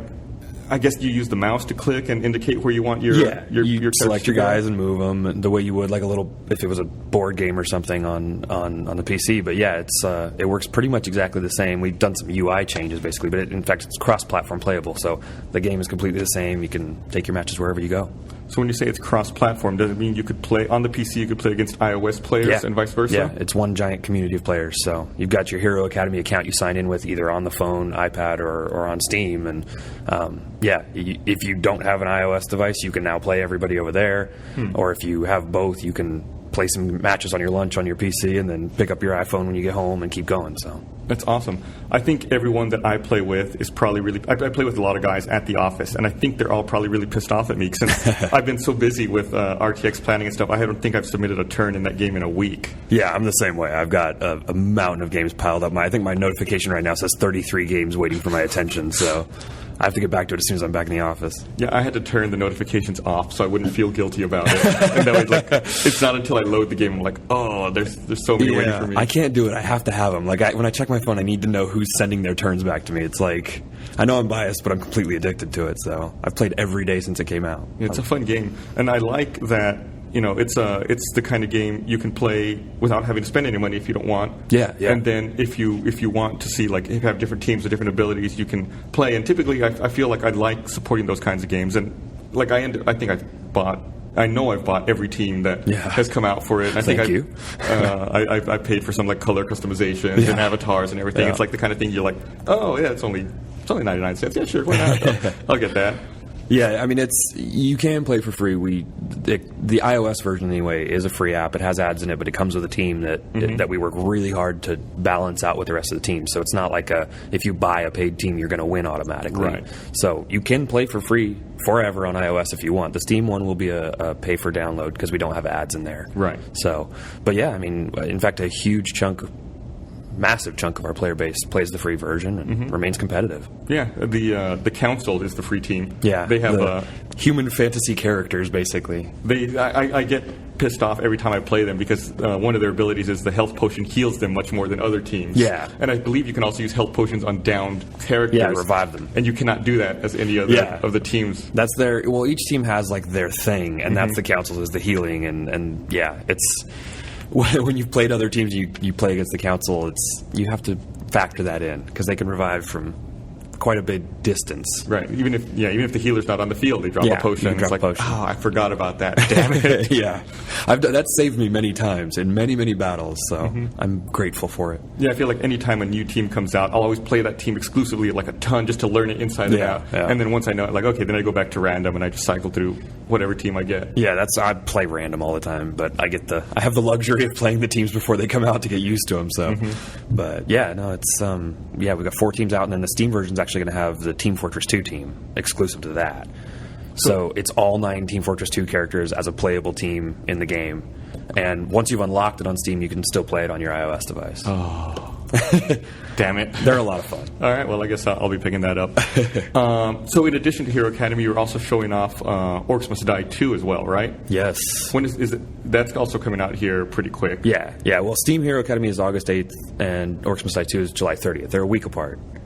So is that like killer? Do you have like a huge team working on this stuff, or are these guys? Are the bunch surprisingly of guys we freaking out? don't? Like, I mean, our development team the Orcs 2 team is about the size of the first game, and the Hero Academy team is 5 or 6 guys. I mean, yeah, it's a little surprising to me. A lot of these guys work together at Ensemble, so they've worked with each other for years. I'm new to the mix, and coming into it's been surprising to me how much they can get done and how quickly. So yeah, it's interesting you mentioned that. A lot of the robot team started originally from I don't know how to put it, from the old Ensemble closure team. of Ensemble. Yeah, once Ensemble was closed, they went on and made this. And how long have you been with Robot now? 2 years. Yeah. 2 years. Wow. I came in about a year after they opened. Where did you come from? Most recently, before that, I was at Microsoft. I was up there doing community on Gears of War for a while, and then on the Halo Waypoint stuff, and then came down. In fact, that's how I met you guys. Was on Halo Waypoint, and then now I'm down in Texas, being very hot and running from tornadoes. So, yeah, you all had some bad tornadoes recently, didn't you? It's every April that I've been here. 3 years in a row now. 3 Aprils in a row now. I've been terrified by tornadoes that come rolling through. It's horrible. I don't want to get into like. I'm not going to go into a huge tangent, a huge weather discussion on the podcast. But it's weird to me how there's always tornadoes north of Austin and in the Hill Country, and especially like the Dallas area. But there's never tornadoes in Austin itself. Like there's You're tornadoes. lucky. There's tornadoes in the suburbs to the north. Like there's a suburb up here called Cedar Park, which is probably 8 or 9 miles from downtown Austin, and they'll get tornadoes, but never here. Never in Austin. Well, we're lucky, like, we're all north of the city of Dallas, and it all starts south and comes up, and then it dissipates over the city. So we've lucked out every time, but it's every time I see the big red path on TV, it goes right over the studio and my house, and I'm just like, please stop, please stop, please stop. At least it doesn't get to like the black purple color. Like whenever I see that, I'm like, oh shit. Yeah, it's a new experience for someone from California to have to worry about tornadoes, but. Frequent listeners of the podcast will know that I'm obsessed with earthquakes, and I've never been in one. I've always wanted to feel like not a major one. I'm talking like I want to be in a huge one, but I'd want to feel a smaller one. Did you ever sit through any earthquakes? I mean, yeah, I lived in the Central Valley, so the big ones were all over on the coast, and we didn't get a ton of them. But like when the big '89 one in San Francisco hit, we felt that, and I was 3.5 hours from San Francisco where it was, and we felt it. I mean, it was probably couple times a year you get little ones through there. You shake a little bit. Someone made an earthquake survival kit for me that hangs in my office. I wish we could have got. We're recording at the convention center since we just wrapped the show. I wish we were at the studio so I could show you. Someone made me an earthquake survival kit that hangs on my wall. Wow! And it's got like little individual bottles of Jack Daniels in it, and like little party stoppers and favors to So you can celebrate. celebrate? Yeah, That's awesome. And it says it's in a glass case. And it says in case of earthquake, break glass. Do you have all your furniture like nailed to the wall just in case? No, just waiting no. for the Texas earthquake? I don't think it'll ever happen here. But every time I travel to the West Coast or somewhere where earthquakes happen, I'm like, oh, this is it. I can feel it. But Anticipating. it has yet to happen. Nice. So how long have you personally been working in the gaming industry? It's been about 6 years now. April was 6 years. Mm-hmm. So, yeah, in fact, it was like almost exactly on my 4-year anniversary that I started at Robot. Mm-hmm. So I started down at EA doing all the shooters at EALA, which was, at the time, just Medal of Honor. Then was there for a couple of years and went up to Microsoft. I think a lot of our listeners, are people who aspire to join the video game industry and they want to know how. So how did you, if you don't mind sharing, how did you get your start? Kind of accidentally, ironically. I'm a huge comic book nerd, and I used to run a Superman website called BlueTights.net. I like the sound of that. Yeah, it was a big Superman site that I ended up connecting with Warner Brothers and sort of becoming the official fan site for Superman Returns film. Mm-hmm. And while covering all of that stuff, EA invited me down to the Tiburon studio where they were making the Superman Returns video game. And that's in Orlando. In Orlando, yeah. So I went down there to cover the development of the game for my site, and I met with their online marketing manager at the time for that product, a guy named John Long, and he's a huge Superman nut too. And so, like, the first night we get to Orlando, we spent the entire night, like, out at a bar somewhere drinking and talking about Superman, and then on the way back, we ended up stuck in the airport together for about 3 hours, and I just talked his ear off for literally 3 hours about community management and how I thought community websites should run and the differences between video games and film and whatnot. And that was it. I thought it was the end of the conversation, and 2 days later, he just called me up and he said, hey, Los Angeles needs a community manager for Medal of Honor. Are you interested? And I think about 3 weeks later, I lived in LA and I was working in games. Oh, that's it was crazy. a very like random whirlwind kind of thing. Oh, that's crazy. But yeah, I mean, that's a weird question. How do you get in the games industry? Because I've heard 100 different ways. I mean, That's why I always ask. Yeah. As I feel like, I'm lucky enough to kind of work in the industry as well, so I get to ask and I get to find out. Yeah. I feel like other people, who don't necessarily get those experiences, they want to know. Well, we've got. I always bring it up in the conversation. Our design crew at Robot is like the most eclectic group of people. We have an ex-Navy rescue swimmer, an ex-biologist, an ex-lawyer, and an ex-rock star who are our designers. Like, they didn't come from a game school or anything like that. They just came from all these random walks of life and loved games and ended up getting in at Ensemble at the time, and here they are now. So it's like, everybody, I get the question a lot, like, what should I be doing to get in the games industry? It's like, I have no idea. There's 100 different ways. So. Yeah, like a lot of people, I feel like a common thing is like they'll start off as testers or, they'll apply in a contract position and work their way up. But I like hearing the stories about, like the one you have, where you were passionate about something unrelated to the games industry. You kind of, somehow strangely got looped in. Yeah, I mean, like, I'm a hardcore community guy. I've been running community sites for as long as I can remember. So it was nice to come over to, the film side of the world, of the entertainment world they're not big on that kind of stuff, but the video game side is huge on that. And so it was nice to come into an entertainment kind of industry that was really embracing community at the time, and still are. So yeah, that's really cool. Yeah. So here, while we were edit that out. So here at the show, you guys were, right up front near the front door. Yeah. Next to the Halo 4 booth, and there were some other exhibitors behind you as well. I don't know if you got a chance to see any of them. Did you get a chance to walk the floor? I did, actually. Yeah, it was kind of actually nice that it wasn't the big Uber show, because I could take a few minutes and go walk the floor and see everybody and say hi to people and check out all the other booths. I actually got to see quite a bit of this show. Mm-hmm. In fact, everything but the main stage in the back, really, I got to see. What was the most interesting thing you felt you saw here at the show? Oh, man.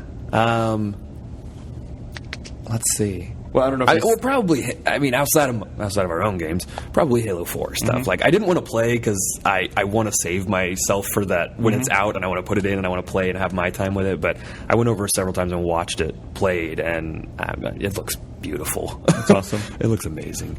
I don't know if you saw, but there was another booth pretty close to you guys. I know, like right behind where you were was like a little aisle of booths. So it's kind of behind you, and then to the right there was this company that has this, like, they're from up in your hood. You talking about Modus? Yeah, Did you they had see a zombie. Did you see that setup they had that was mobile? Yeah, they were rolling around with that TV. It was Yeah. crazy. One of their guys was telling me about it. They had to rent like these special cell batteries and a charger that would charge these massive batteries every 30 minutes or something. And yeah, it was a massive like TV. It was a 70-inch TV. Yeah, it was vertically oriented on a little cart with wheels, and every time they rolled by the booth, I'm just like, there's no way this could go wrong, and it worked out fine for them, but it was just crazy. And they had like a zombie on there, and whoever was doing the voice was Skyped in, I guess, and talking to people. It was a pretty crazy setup. Yeah. I don't know, it was interesting.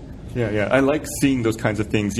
When we approached the show, one of the things that was important to us was to find exhibitors and people who would come that would, I don't want to say entertain people, but that would give people the opportunity to get like a hands-on with something. Yeah. Like, in your case, you have games that aren't out yet, which is awesome. And in that case, it was a rolling zombie people could interact and talk with.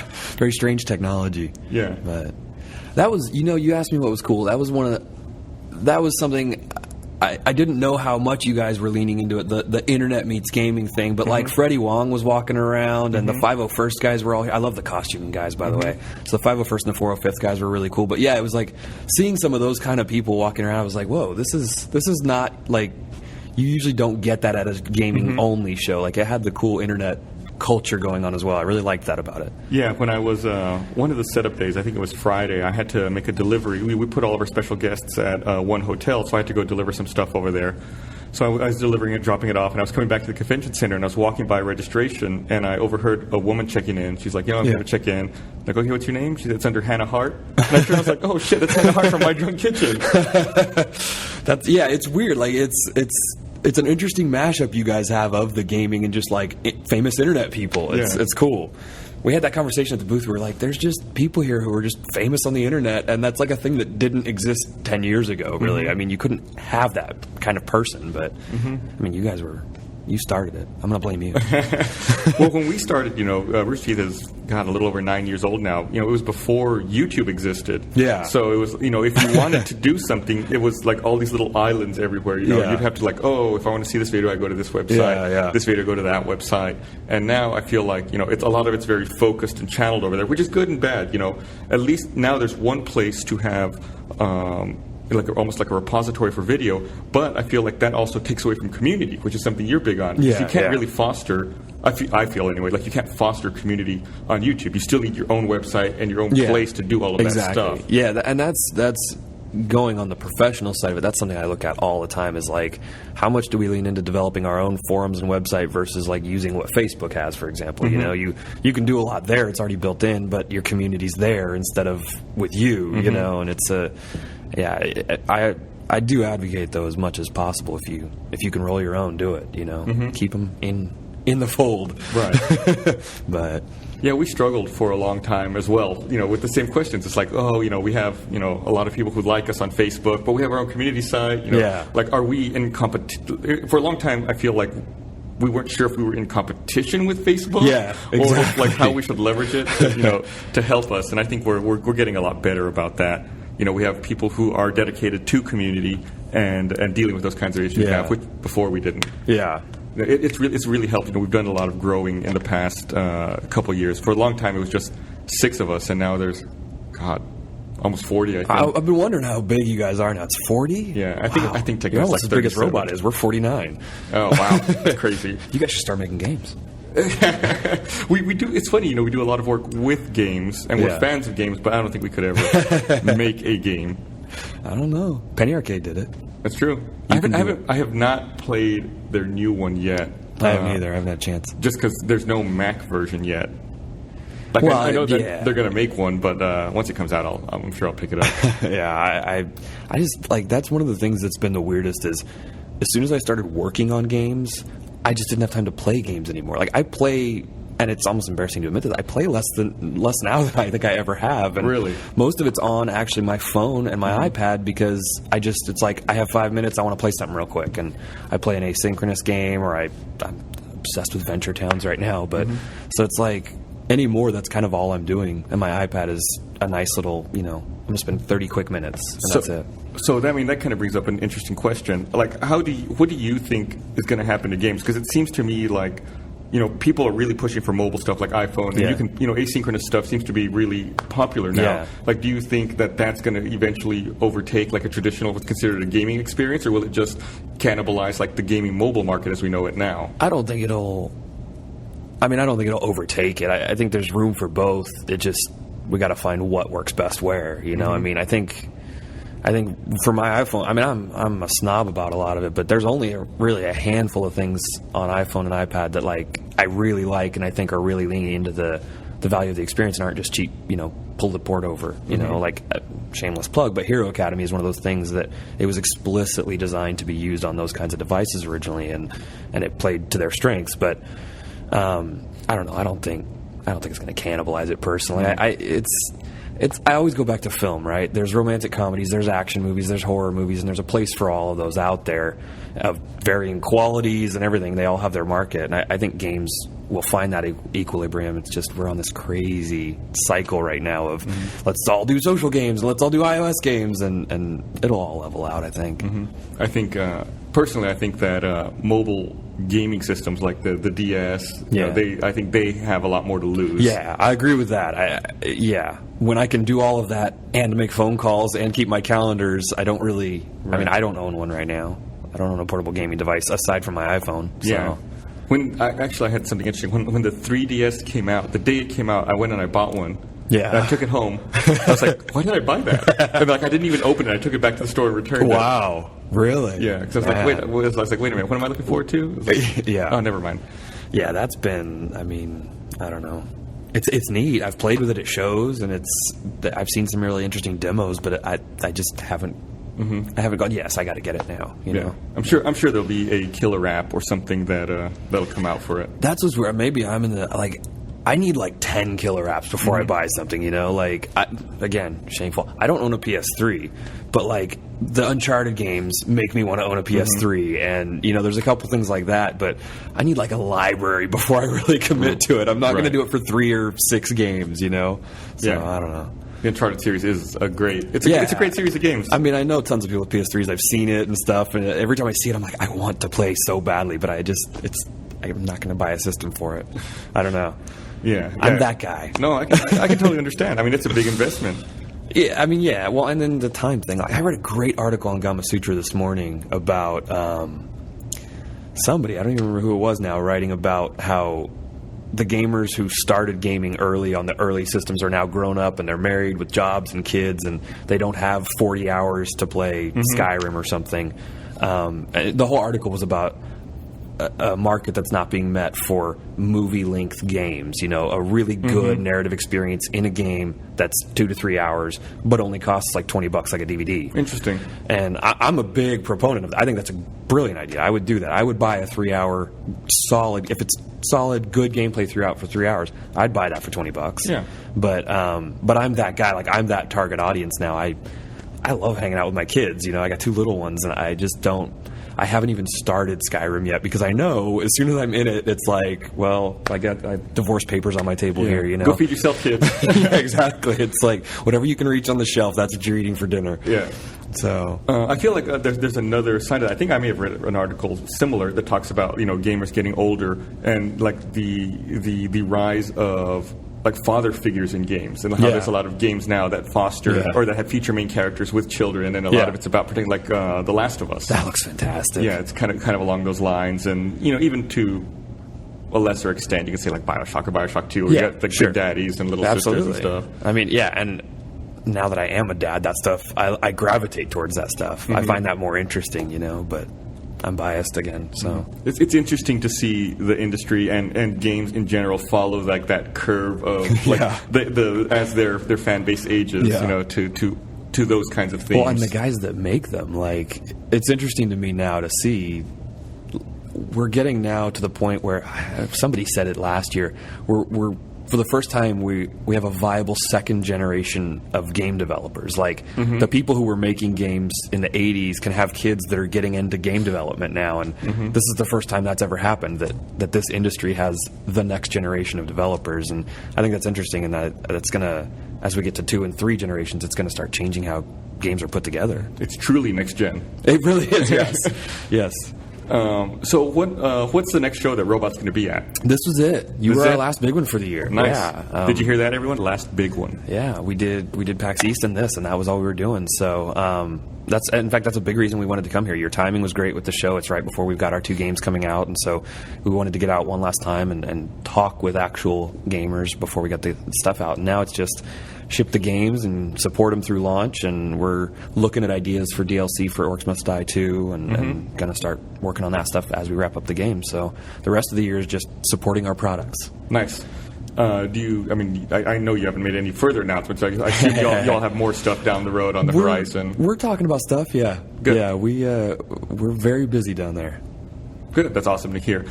And you don't have to answer if you can't, but how much... I know Hero Academy, like we've already mentioned, is coming out in Steam in a couple weeks. How are you all looking at releasing many more teams down the road as time goes on? We're going to get Steam out, and then we're going to take a look at that. The teams have been really good on iOS. We just announced that there's a Chinese version actually being developed of Hero Academy strictly for the Chinese market. They're going to be on their own servers and everything. And the partner we're working with there has actually developed like a Kung Fu-based team just for that market. Interesting. And we've had a lot of people asking to bring that over to the Western version. So we're looking at those kinds of things to figure out, okay, what's the next right move for Hero Academy without overwhelming people with too many teams, because it is, if you're new now, you go in and there's 4 teams in there, and there'll be 5 in a few more weeks, and we just want to make sure that we're finding the right balance with it, that we're not overwhelming people with stuff, and we do have a lot of hardcore players who've made a lot of feature requests in the past months while we've been developing the PC, and we want to get to some of those requests and stuff. So we're in a cycle now of finish up PC and then take a big picture look at what we're going to do with Hero Academy. Yeah, I never thought about approaching it again as a new player. I think when I started playing, it was just the Council and the Dark Elves. Yeah. So right at the beginning. Yeah, so it's a lot. When you're like that, once you've been playing a game and you're used to 2 teams, and anytime a new team comes out, it's easy. It's not so much of a learning curve. Yeah, exactly. But jumping in new and seeing a ton of teams might be too intimidating. I mean, it's nice in that you have some options, and we just added the single player challenges in. So if you don't own a team, you can now play with them and learn some of their mechanics, which is really helpful. But now, like, a new player to the game now can come in and get the free Council team. And originally you buy the Dark Elves because that was the only other team, but now it can be, I've got the free Council team and I've only bought the Tribe or the Dwarves, and so the mix-ups get a lot more interesting now. Or if they buy the Steam version, they'll just have Council and TF2, and so, like I said, we're taking a look at all the numbers of how people are playing and how many people are playing, and just gonna figure out where to go from there. Yeah, so the teams right now as they exist, it's Council, Dark Elves, Dwarves, the Tribe, and TF2, and then TF2 will be coming out. Yep. Okay, that's a good mix. Yeah, it really is. Especially once they all start mixing up. Like, any one team has different strategies against whoever you're playing. I play Dark Elves differently when I'm playing against the Council versus the Tribe, the Dwarves. What's your favorite team? That's rough. Right now, I think it's the Tribe because they've been out for a while and they work really, really well together. Like, if you combine units together, they're good in little teams, and most people haven't realized that yet. Even despite how long it's been out, a lot of casual players haven't realized it yet. So I like to go in with the Tribe and do crazy moves and scare people, frankly. I think they're probably my favorite as well now. They're fun. They're a lot of fun. Yeah. But then TF2 is coming. They're amazing. God, I can't wait to see that. Yeah, it's cool. It's like the teams so far have had 5 units apiece, and the TF2 team has everyone. It has all 9 units, so it's been a really interesting balancing task and trying to figure out how each different type of unit can bring something to the table that's different than the previous teams, but also doesn't completely screw the balance up. So when you're dealing with 9 characters versus 5, is there more overlap between roles? Or is there more utility amongst them? There's a little bit of overlap. Well, we haven't talked too much in detail about what all the units do yet, but they take a little bit of elements from multiple teams, and then we've gone about things like the weapon upgrades a little differently with the TF2 team. So we've been able to do some really interesting stuff that keeps all the characters true to like who they are in TF2, but they play like Hero Academy characters still. That's going to be interesting, trying to bring, like, these are characters that people are really familiar with, since TF2 has such a large, passionate community. So it's got to, you probably have to approach it very carefully to stay respectful to the characters and what people expect from TF2. Even though it's not a TF2 game, it's the characters that they know and love. That was, we had that conversation over and over during tests. Like, you know what, I expect that the engineer can do this, or I expect that the sniper can shoot across the map. Like, that's my expectation. He's a sniper. And so we've got a ton of TF2 fans in the studio already, so there was a lot of familiarity there, and we were able to just pound on those conversations and go, okay, what's it going to take to make this character feel like he's doing exactly what you expect him to do? And I think we got it there. That's good. Another great thing about the internet is you'll hear instant feedback. Yes, instant. It's remarkable how fast feedback comes now. God, well, I'm really looking forward to that. I don't want to go too long. I know you've got to get out of here and head back up to the Dallas area. So I want to thank you for coming and sitting down with me. Thank you for having me. And I want to remind everyone, we've talked about on the podcast before, if you're not playing, you got to check out Hero Academy. Yes. You got to check out Orcs Must Die 2. They're coming out really soon. Yep. And thanks a lot for coming out, Justin. Oh, and if people want to find you on the internet, do you have like a Twitter handle or anything you want to plug? Yeah, you can find me. I'm just SixOK, all spelled out, SIXOKAY. But Robot Ent for Robot Entertainment, and then our games Orcs Must Die and Hero Academy are both on Twitter as well. Great. Well, thanks so much for coming out, man. Thank you.